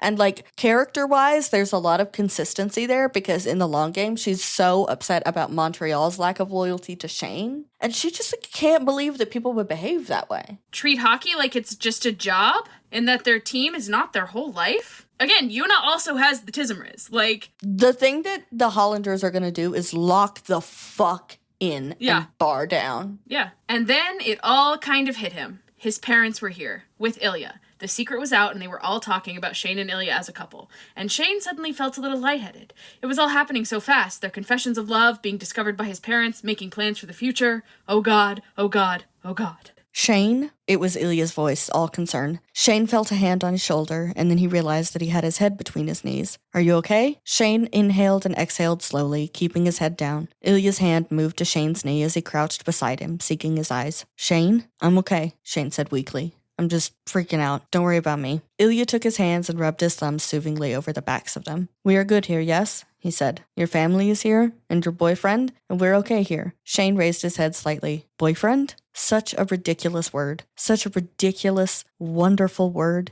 Ilya shrugged and grinned. I think, yes? Yes. It was really too bad they were in his parents' living room, and that his parents were definitely staring at them. Shane wanted to jump into Ilya's lap and kiss him into the floor. Guys, I fear that this is no longer situationship behavior, because this is boyfriend behavior! Gang, the joke's officially dead. It's not, actually. It can't be. They're no longer in a situationship. They are now boyfriends. This is, just, they're boyfriends. They're boyfriends. And I think I love this because of the levity of it, like the lightness of everything being so serious and so intense. But then this lightest word, boyfriend, is what grabs Shane and pulls him out. And that's when he's like, oh, this is good. Like, this is the very first moment he can lay claim over Ilya as being his. And he's thought, like, forever if you ask. And Ilya has thought forever if you ask. But neither of them has ever said that out loud. They've never bestowed titles upon each other. But, like, now Ilya belongs to Shane. And he's exactly where he wants to be, right? And Ilya, like, that's his boyfriend. It's his. Hollander, you are having panic attack. And you are also my boyfriend. Now you are no longer having panic attack. Hollander boyfriend, you're having panic attack. Hollander, what is jorking Boyfriend, it? no. Hollander, what is boyfriend? Hollander, what is lovers? Boyfriend, what is jorking it? Since their rookie season, Shane heard his mother say, I can't believe it. Looking at them now, I kind of can, his father said. I love that, like, David sees them and is like, this is a kind of love that I recognize. Because he sees it in him and Yuna. Exactly. And, like, he's like, these two know each other. Like, Ilya just reacted perfectly to Shane's panic attack without even hesitating. So, like, of course they've been in love. And I also love, like, I think this is a moment I love a little bit more in the book as well, because Ilya physically gets up and out of his chair and gets down on the ground to try to get on Shane's level, to get his eyes on him, because those are those moments when he's like, look at me, make eye contact with me, be here with me right now, because I don't know where you just went, but clearly it's not doing well for you. So be here with me, look at me. And he holds his hands and he rubs his fingers, the thumbs on the hands, and is grounding him physically doing this. And that's not to say he doesn't do that in the show. Like, please understand me. But what I like here is the fact that Ilya physically gets up and gets down onto the floor to make this connection with Shane. Chapter 27, more cottagecore. They leave Shane's parents, and they promise to come for dinner the following evening. And, like, Mal, you made a great point in the notes. This is where we break from the show. The show ends here, but we still have a whole other chapter. Robert, this is new for you. This is my first piece of anything in the Game Changer saga that I haven't seen on my TV screen. This is brand new for me. So I'm out here like, damn, they're fucking feeding me good. I'm stuffed. Ilya's not sure how Shane feels about the evening, right? but he thinks it went pretty well. And like, they're boyfriends now. And now Ilya has permission to go full lover boy. Like, we thought he was lover boy because they had said, I love you. No, no, no. We are about to see never before seen and discovered levels of lover boy. He is on levels of lover boy that you cannot even fathom. I find it so funny, of course, and I think we mentioned this last episode. I do find it so funny, of course, that the whole mission of this cottage trip was for every and any way for both of them to be like, we can't be boyfriends, we can't love each other, we can't do this. We're just gonna like break it off. We're gonna fuck maybe a couple times, and then we're gonna break it off. They fucked many times, came in shorts, and now they're boyfriends and in love. Shane in his sticky shorts. At least he changed before he went to his At least he has parents' on other house. shorts. But he does not have a shower, so I think that needs to be said. Also, I loved that Ilya and I had the same thought here, because I hadn't read this scene again in a while. Ilya says like, oh, we should go home. And then he spends like the majority of the ride back going like, oh my God, is it weird that I just called his house home? Like, is it weird? Because I had that moment. He was like, oh, we should go home. And I was like, oh, you said home. You just said home. We. You this said is home. our home. We. Home. But also, like, that's the mentality I have. Like, when I recently went to England and Ireland, like, the hotels we stayed in, we refer to it as home. Yeah, even though, let's like, go home. it's Yeah. obviously not home. It's just what you say to, like, get, to get the idea across of where you're staying. And it's very funny to me that Ilya is giggling and kicking his feet and is like, I'm going home with my boyfriend Shane Hollander. I'm twirling my hair and whatever. And Shane is like white knuckling the wheel and occasionally muttering swear words. Like, he's like, fuck, I came out to my parents. God. This is the worst day ever. And Ilya's giggling like, this is the best. I'm having so much fun. He's like, do you guys remember, what was it, Geico? What ad was it? Way back, and it was the little piggy who goes wee all the way home, and he's just out the window going wee, wee. That's an old commercial. And Shane's like, this is the worst day of my life. And he's out the window like, I have a boyfriend, everybody. And so they get home and Shane immediately drops his keys and is like, I need some air, and immediately heads outside. I like that Ilya recognizes the difference between Shane like needing air and Shane needing someone to help him remember that air exists. Like, he knows to give Shane a minute by himself. He doesn't follow him out. He's like, let me hang back for a second. And he uses that time to bust out the good vodka. This is such a stupid thought. I love that he stores the vodka in the freezer because, like, I'm not a science girly. I really don't. Science is not my thing. But I love that you can, like, I store my vodka in the freezer. I'm like, alcohol doesn't freeze. Then That you get shit's super cold. crazy. Yeah, that's crazy that it doesn't freeze. Anyway, that's just a stupid little thought that I had. You can mix alcohol with various juices and freeze that, and then it makes a nice little slushy because it doesn't freeze solid because All of the the way. alcohol. And so delicious. Camille, I should make vodka slushes for us when I visit. Shout out to younger me who would like sneak from my parents' like liquor cabinet and then like fill it up with water. And then one time my dad was like, oh, we're having a party. I'm going to put like a bunch of the clear liquors into the freezer to like chill up. And then he pulled it out and they're like, hey, these are really like slushy and icy. And I'm like, I don't know what to say. That's so crazy. That's so crazy. What? Wow. Shane says the last time he drank this vodka was in Vegas, and Ilya says, no, you never drank that. Like, this vodka is special. This is my, like, special vodka that's impossible to get in America. I do love how Shane's like, oh, we had this vodka before. And he's like, no, don't ever fucking disrespect me like that again. This is good vodka. What is good vodka? Like, does it somehow not taste like hand sanitizer? Because... Yes. Vodka good is... vodka? Did I not make you shoot Grey Goose when you were here last time? Grey Goose tastes like hand sanitizer. Good vodka should go down smooth. If you have a reaction to drinking vodka, it's not good vodka. I'm so sorry I'm not buying Russian products, Robert. I didn't say you have to buy Russian vodka. Ilya does say that, yes. I think Grey Goose is delicious.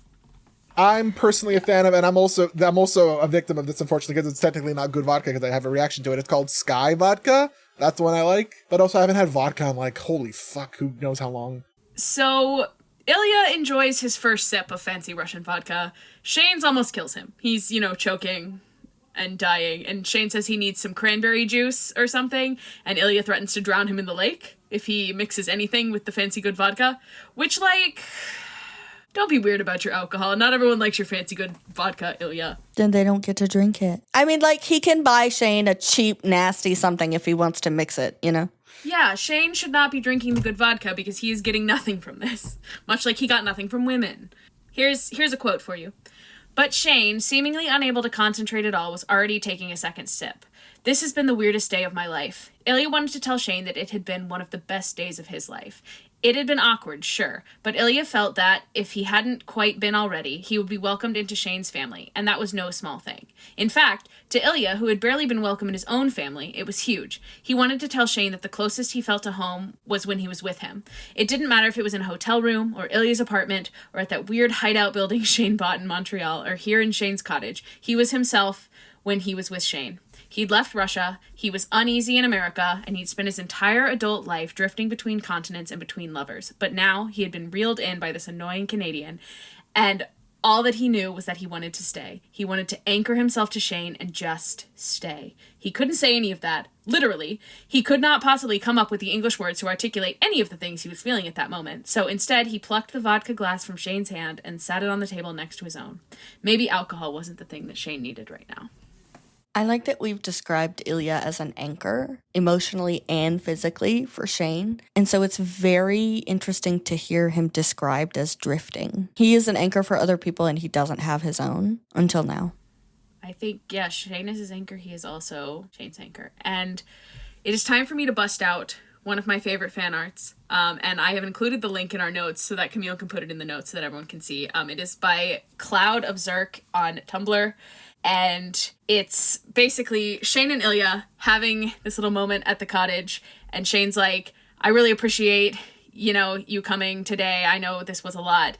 And Ilya's like, no, I had a great time. And then there's like a series of little drawings. It's like, went swimming with Shane, made out with Shane, everybody was polite to me, ate spaghetti, became boyfriends. And he's like, this is the best day of my life. Like, he really did have he had a great day. He got to come in his shorts, and then he got to meet his new parents.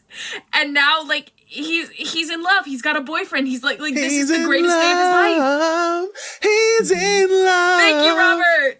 Well, I was going to say, I think the thing that's come from this fandom that's hurt me the most when it comes to watching and analyzing the show was somebody pointing out how ravenously Ilya was eating the spaghetti and someone being like, yeah, that's probably the first home-cooked meal he's had in years. I'm like, fuck you. And it's also the first time Connor Story has had a carb in months.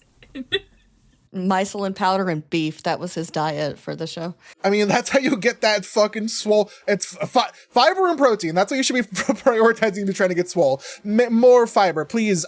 People between the ages of like 20 and 40 are getting diagnosed with colon cancer left and right.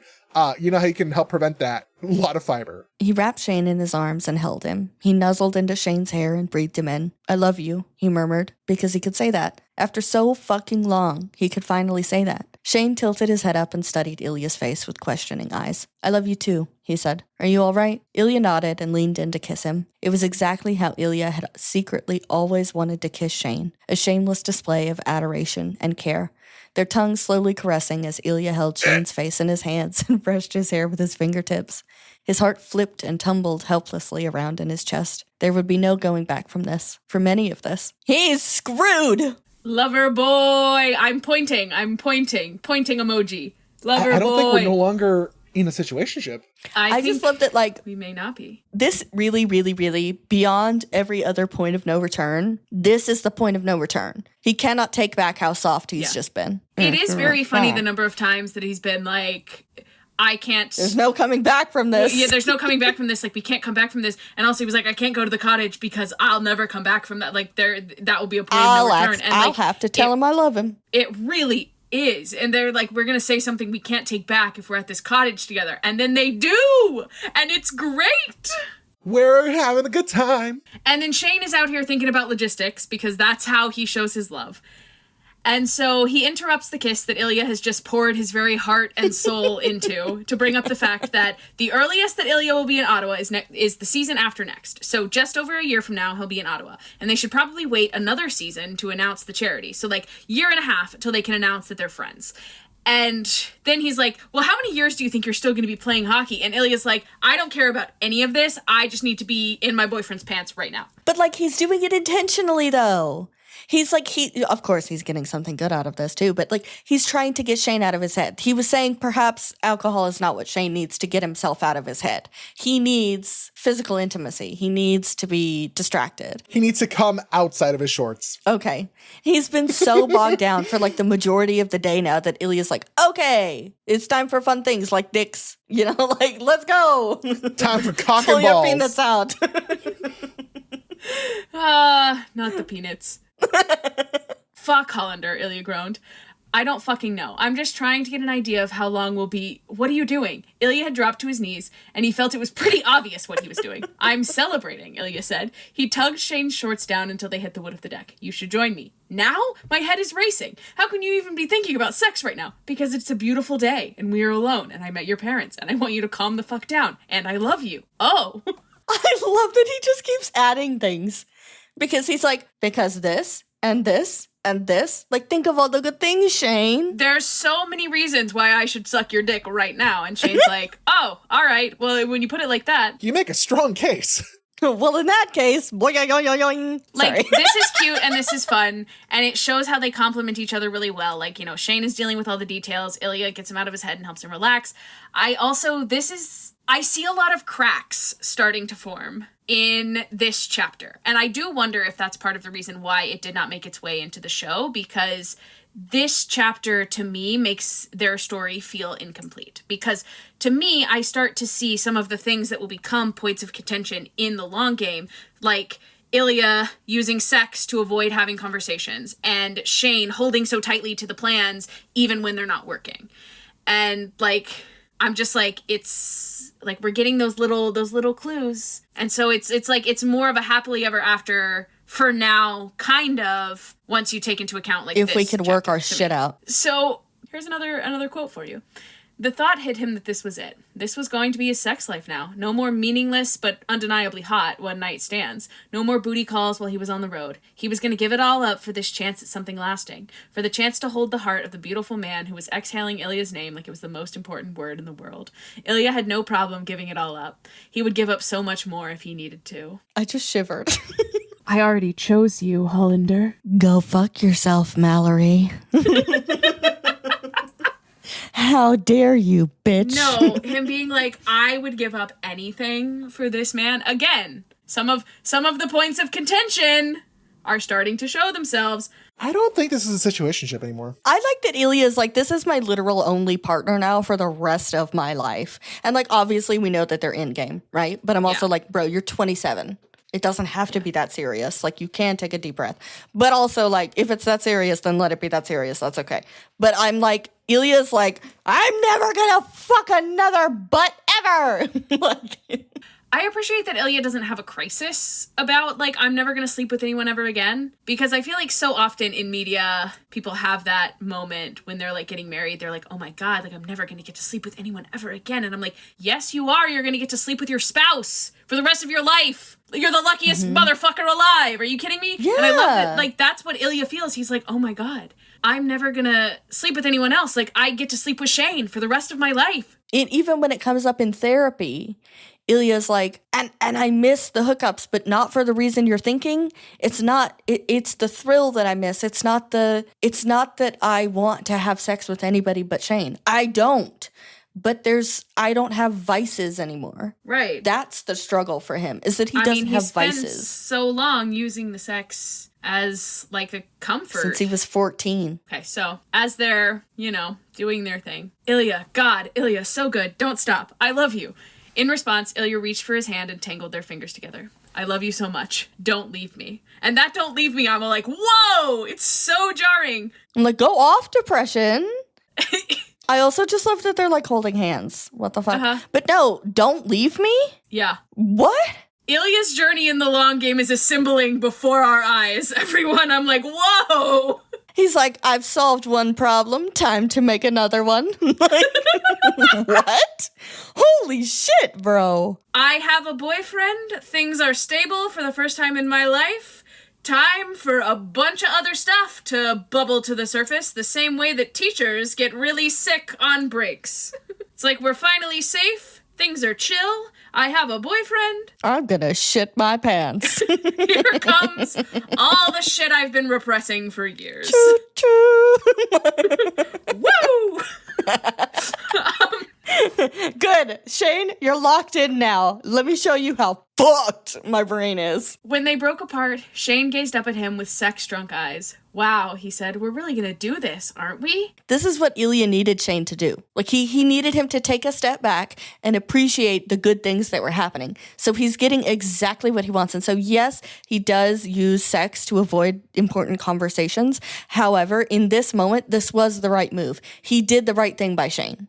He got Shane to come out of his head. Come out of your head and into mine. Sorry. The statement was vague, but Ilya understood.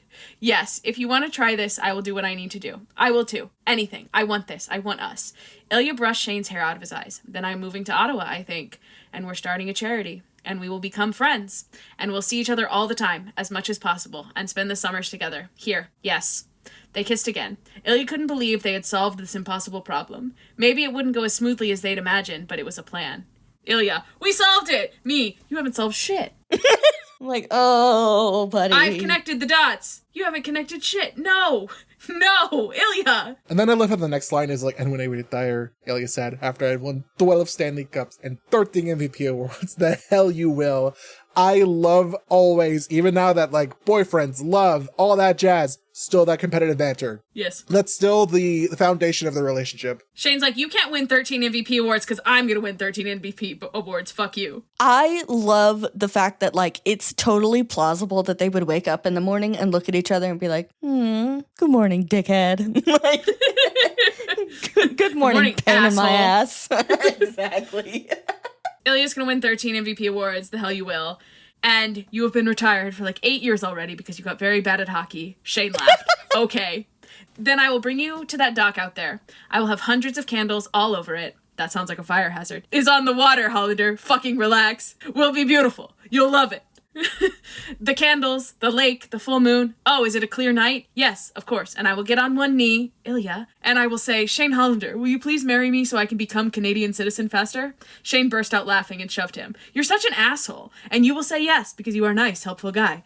No, Shane says, taking his hands. I will say yes because I will still be madly in love with you, and I'll want to spend the rest of my life with you. And oh God, Ilya didn't deserve him, but he didn't care. He was selfish like that. Now, we don't have time to unpack all that, but we're gonna. Like, listen, in theory, they just became boyfriends, and if you hear that out of context, you're like, oh, really weird to think about marriage right now. But they've known each other, and they've been building this up for 9 years. If you had told me that a couple was together for 9 years and was just now starting to talk about marriage, I'd be like, yeah, no, maybe it should have happened sooner. But there were a lot of things that happened that were in the way of it. It's also an entirely different situation because of everything that they have a situation working ship, against if you will. them. Like, just the decision to become boyfriends, I feel like, is a bigger decision than marriage, honestly, for them, because of everything that they have to lose in doing that. And so, like, if you're committed enough to, like, risk everything to be with this person, like, you have to be pretty sure that it's end game. So, like, I don't think it's weird for them to be talking about marriage at all. The proposal idea, cute as hell. Love that. To quote the one person who heckled me in the Irish Comedy Club after I proposed to Mac, seemed basic. No, it is basic, but I also think, like, it's very, okay, let me think of the cheesiest proposal and then also make a joke about marrying you for citizenship, so that way, if you're also not thinking about marriage, I can play this off as a joke. Like, it's very much like a, let me add a joke just so that I don't scare you off. Yeah, I love Shane recognizing the, like, genuine love in what Ilya is saying, even though he's, like, chirping him about hockey and talking about marrying him for citizenship. And he's like, I know that you're saying, like, you want to marry me and you see the same future that I see. And that's cute as hell. And then we gotta talk about Ilya thinking that he doesn't deserve him, but also he doesn't care because he's selfish like that. Like, buddy, Shane is choosing you. He is. Like, he also wants this. He thinks he doesn't deserve you. You both think that. You both probably have mental health issues. No, they're regular. They're regular. What the fuck does that mean? You're regular. You're one of them regulars. Okay, wait. Let me read this. This is an email from Shell. And Shell said, in part, okay, we're talking about how the tuna melt scene causes the long game, like directly. And so in part, they said the tuna melt scene is Ilya's first real attempt to move their relationship from purely sexual to something more. That's his whole plan, and you're crazy if you don't think he's been planning it for weeks. They have the time. He's planned to make tuna melts. He went out and bought ginger ale just for Shane. Some say Ilya shouldn't have brought up women, but his conversation isn't random. Even this is planned. He comes at it sideways, but the intent is there. Are you gay? Are you bi? Are you with someone? Do you like me? Be my boyfriend. He pushes Shane forward emotionally, right to the edge of his comfort zone, right to the point that Shane starts to freak out and then pulls back each time, relating it back to a more comfortable area for Shane. Sex. Stay. I'm not done with you. I like you. Just your mouth. But then he screws up. The mask falls. Real feelings are shown. He says Shane's name. He tries to pull back. He can't. He's accidentally pushed too far.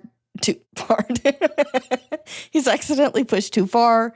Or too hard, too far. Shane leaves, and he doesn't just leave, he goes to someone else. Ilya loses him completely. This creates a new fear for Ilya. Push too far, and Shane will run. From you to someone else, someone better. So, how does this relate to the long game? The plot of the long game is that Ilya wants more from their relationship, and Shane isn't ready. That's it. That's the whole plot. All through the book, the solution is presented to Ilya. He needs to talk to Shane, ask for what he needs. His therapist tells him he knows it, but he refuses, because his brain has created a false parallel. Pushing Shane equals losing Shane, and Ilya will not lose Shane, so he doesn't push. He doesn't talk. He suffers internally until it almost kills him. Shane can even see it. He says, I know you don't like talking about your feelings, but it's not that he doesn't like it. Ilya fears it. More than he fears anything else in his life, he fears his feelings are too much for Shane. And it isn't until Ilya finally breaks down, literally telling Shane to leave, that he realizes that Shane isn't going to leave him again, that the wounds caused by the tuna melt scene can finally heal. Thank you for coming to my TED Talk. Shell, that was beautiful. I mean it, Shane said softly. I want to have a life with you. I know it'll be awkward, and it'll still involve a lot of sneaking around for a while, but I'm playing the long game here. So, yeah, whatever it takes, I'm in. He said the thing. He said the thing. He said the thing. No, the second I read this, to make a bit that hasn't been here in a while, because I've been writing really, like, detailed notes in like, the margins of my book, I literally pointed to this, and I'm like, he said the thing! Leonardo DiCaprio pointing meme here. Yeah, he said the thing. Okay, I went to the Outsiders musical this weekend, and literally, like, the only thing that I knew about the Outsiders going in was that one guy dies. Spoilers for the Outsiders. And I mean, I knew which guy, but I'm not going to say that. And then also that, like, Stay Gold was a thing. And so there was, like, a middle school group behind us at this show, and when they said Stay Gold in the show, the child behind us gasped and went, oh, he said the thing. And I was just like, I could not, I was like, I cannot laugh in this moment because it's like a very serious moment, but I was like, oh my God. Anyway. To jump back just a second, Shane also is like recognizing that Ilya's jokes are rooted in something serious. And so he's grabbing, and Shane does this a lot. He grabs those jokes and goes, hold on. Wait, what did you just say? Ilya's like, I'm going to kill myself. And Shane's like, what'd you say? You know, like this perceptive motherfucker, like this is part of why I want to fight people who don't use their thinking brains when they read the long game, because Shane almost always picks up on Ilya's struggles. It's not his fault that Ilya doesn't communicate. Shane is a good, loyal, kind, perceptive, empathetic partner. He's a good partner. He gets a good grade in being a good partner, which is both normal to want and achieve. And like actually is, by the way. Ilya lifted their joined hands to his lips and kissed Shane's knuckles. Does this mean I get to see your apartment in Montreal? Your real one? You can even keep a toothbrush there. I'm gonna sell that other place. I was being paranoid when I bought it. I'm sorry. Ilya grinned. Buying an entire building because you are nervous is very you. Shane shook his head. I really am sorry. I just wanted to protect what we had. I should have invited you to my real apartment sooner. I want you there. I want you in my life. All of it. Ilya's out here being like, I want to marry you. And Shane's like, I think you can finally come to my house. The fucking meme that's like, whoa, I've never had your toothbrush at my house before. Dude, I've literally been inside you. Okay, so Shane says that he bought it because he wanted to protect what they had. And I'm calling bullshit. I mean, in a way, he wanted to protect what they had. What they had back then, though, was different than what they have now. But I just think, I'm like, if that's what you have to tell yourself to be able to sleep at night, Shane, fine. But also, bullshit. You didn't buy that building because you wanted to protect anything. It was because you were scared. I also think the cottage So he's is his protecting real himself. home.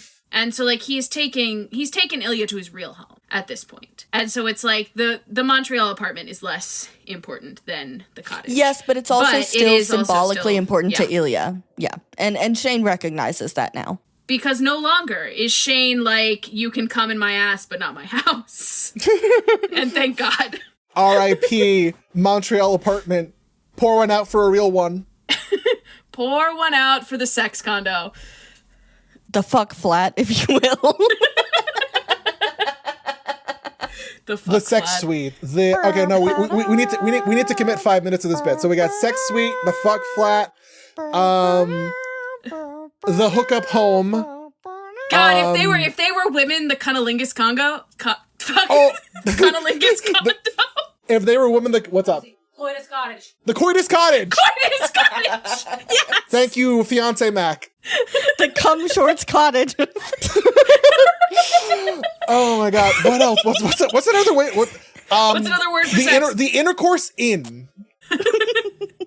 What else? I'm on a fucking roll. The butt sex bungalow. Oh the my anal God! apartment. That was Mal ruined it. I'm sorry. It's the frottage flat. We're back, baby. The blowjob building. God. Okay. The sensual kiss staircase. Do you know why hockey rink ice is white, Mal? Camille, fuck you. Nope, it's not milk. It's a secret third thing. Hey. No. That's a bunch of frozen embryos. It's actually an IVF clinic in the back of the hockey. No. Camille, don't tell the pro-life community that. They'll try to cancel hockey. God, were they really going to be able to keep this a secret until they were retired? Now that they were both honest about what they were to each other, Ilya feared it might be impossible to hide their relationship from the world, especially when Shane looked at him like he was looking at him right now. Like Ilya was worth all this trouble. Like he was worth loving. Hey, Ilya. I have some concerns, bud. I'm like, therapist here. Hello. Hey. Wellness check. Hey, you're worth loving, bud. Again, the cracks. The cracks are showing, and not just Shane's. No. I want to tell everyone, Ilya said. Right now. Shane's eyes went wide with panic. No, don't. We have to stick to the plan. Ilya sighed dramatically. You and your plans. What if I just kissed you on the mouth at the next All-Star game? I'll punch you. I swear to God. Okay, but wait. When Ilya sighs dramatically, can you imagine? Okay, I can literally hear it in my head because Shane is like, no, don't. We have to stick to the plan. And Ilya goes, the way that he does with the Hayden thing. Yeah. That, and then also I'm thinking of come here, no you come here, or like you shouldn't be smoking. And he goes, I can tell he's a smoker the way he. And again, this is another point of contention. Mm-hmm. But also the wild thing is that Ilya could kiss him full on the mouth on the ice, and hockey guys would be like, "Ha, it's guys being dudes. That's bros right there. What a good chirp. He's really getting him in the." Yeah, starts fucking him on the ass. That's dudes being bros. They'd be like, classic Ilya kissing Shane Hollander on the mouth to fuck with him. And I'm like, no, he's kissing him on the mouth because he's fucking him. By the way. Classic Ilya Rosanov fucking another dude on the ice for the joke of it. Lamau. He's so committed to the bit. I fucking love that guy, bro. Shane suggests telling their friends, and he says that he wants Hayden to know Ilya like he does. And I'm like, Shane, you have friends. No. Shane, you have friends. Ilya does not have friends. Ilya has acquaintances. Ilya has teammates. He doesn't have friends. But also, like, isn't it interesting that Shane is the one that's, like, the deepest in the closet, but he's also the one that hides the least about himself? Like, Ilya hides so much more about himself than Shane does. Yeah. To the point that he, like, doesn't even have friends. Yeah, because, I mean, like, Shane is keeping one very big thing about himself secret. Ilya is keeping pretty much everything about himself secret and hiding behind this, like, asshole persona. Like, pretty much his whole external presentation is an act. And I think, like, I've read a lot of fanfics in which people are like, the Boston Bears, those are Ilya's family. And, like, that's fun, but that's not real. Like, there's a reason that he is the one who is willing to move. And it's not just because he's the one who's a free agent first. It's because he doesn't have close friends on the Bears. Like, before he was going to accept the cottage invitation, he was like, I don't have good friends in Boston. I guess I'm just going to be here for the summer because I'm not going back to Russia. So, like, I don't really know what I'm going to do. Like, those aren't his friends. Which sucks. They should be. So, speaking of threesomes, Ilya then asks if he thinks Hayden would like to join them, or maybe Rose Landry for a sexual experience with Shane that's not a disaster. No. Horrifying, by the way. Absolutely. Also, Ilya constantly brings up threesomes. I don't think he would actually do it. No. With Shane? No. I don't think he With two other women? Sure. I think he's trying to get a rise out of him because he knows, like, Shane will get possessive and Yep. And he angry, loves that and he shit. Loves when he can work Shane up. And Shane says no to threesomes. Ilya says he might love it. Shane says, when has he ever loved something he thought he'd hate? And I'm like, pretty sure that you walked into that first interaction with Ilya Rozanov in 2008 in Regina, Saskatchewan, thinking that you were going to hate this motherfucker. And look at you now, bitch. I don't think he did. I think he was like, wow, I really respect this guy. I'm going to go shake his hand and introduce myself and try to go shake supple, right? Ass. Ass, and titties. So, but I think that, like, to be fair, I don't think that Shane ever thought that he would hate Ilya or, like, being with Ilya. Even from the very beginning, he was like their very first hookup, he's like, oh, you're leaving? I wish we could cuddle. You know? I think Shane hates himself more than he hates anything else. Yeah, I think... like, thinking about it, I don't know, at least at this point, especially, because I feel like in the long game I could name a person or two that Shane hates. But I don't really think at this point Shane really hates anyone. It's like, I think he's just... Maybe Dallas Kent, but we just haven't heard about him yet. I mean, yeah, do we know enough about Dallas Kent to hate Dallas Kent? Is he in Game Changer? No. Then no, we don't even know he exists yet. Yeah, Dallas Kent is not mentioned until Tough Guy. Neither is Troy Barrett. Neither is Wyatt Hayes. Love of my life. So, what was I saying? Thinking about lost. Wyatt Hayes again, sorry. I love that even, like, fictional goalies were all like, ooh. Also, speaking of goalies, shout out to Brandon Bussey. What? For absolutely fucking ruining the Vegas Golden Knights. That final game was a shutout for him. In Bussy We Trusty, I'm so excited. I loved that the cameras kept cutting to his fiance in the crowd with his parents. Oh my God. It was, watching them win, I cried. I literally cried. And then the day after they won the cup, the episode of me coming out being like, this is probably going to age poorly, but I hate watching the Vegas Golden Knights win. And I was like, they lost. It was great. It was so awesome to see Carter Hart crying like a little bitch. Yeah. I did watch that game at the gym. I was like, wow, look at me. I'm watching hockey. That's crazy. Who would have thought? Two guys kissed on TV 6 months ago, and now I'm watching fucking hockey. That's crazy. There is an ad, and I don't know if I've said this on the podcast before, but there's an ad in the subway stations in New York for off-campus, and it's like, watch this, and suddenly you're hockey's biggest fan, and every time I see it, I'm like, wow, yeah, imagine watching a show about hockey and becoming a hockey fan. That would be crazy. Anyway... Though I made the correct choice and became a women's hockey fan. We need to talk about Off Campus on Patreon. You're going to make me watch Off Campus? Do you hate me? No, I'm not going to make you watch it. I would never do that to you because I actually, contrary to popular belief, I do love you. So I would never do that to you. What? Oh my God. So many people are about to be mad with me for saying that, but fuck it. Anyway, Ilya says, let's go to bed. Shane's like, it's 4 p.m. Ilya says, oh, it'll be bedtime when I'm done with you. Hell yeah, brother. And then I'll keep you in bed all day tomorrow and the day after that, and maybe I could even extend my stay. And Shane's like, I don't know about that. I have some other hot Russians coming to stay. And Ilya starts giggling because he's like, you've never called me hot before? It's the little things for him. Like, that's such a big deal for him because he's like, I know that it took me years and years and years to compliment your hockey, but like, you've actually never called me hot until now, so I'm just gonna kickle for a little bit because It's like, I'm hot. you think I'm hot? Like, you should still Shane's compliment like, your partners. You've got to compliment your partner. You've got to tell them that they're pretty, that they're beautiful, that they're funny. Shane is trying to get a rise out of him by saying that, you know, I've got some other Russians coming to the cottage. And all Ilya can think about is like, you think I'm hot? He's like, I hear your sentence. I'm picking the important words out of it. Because he's like, I know there's no other hot Russian.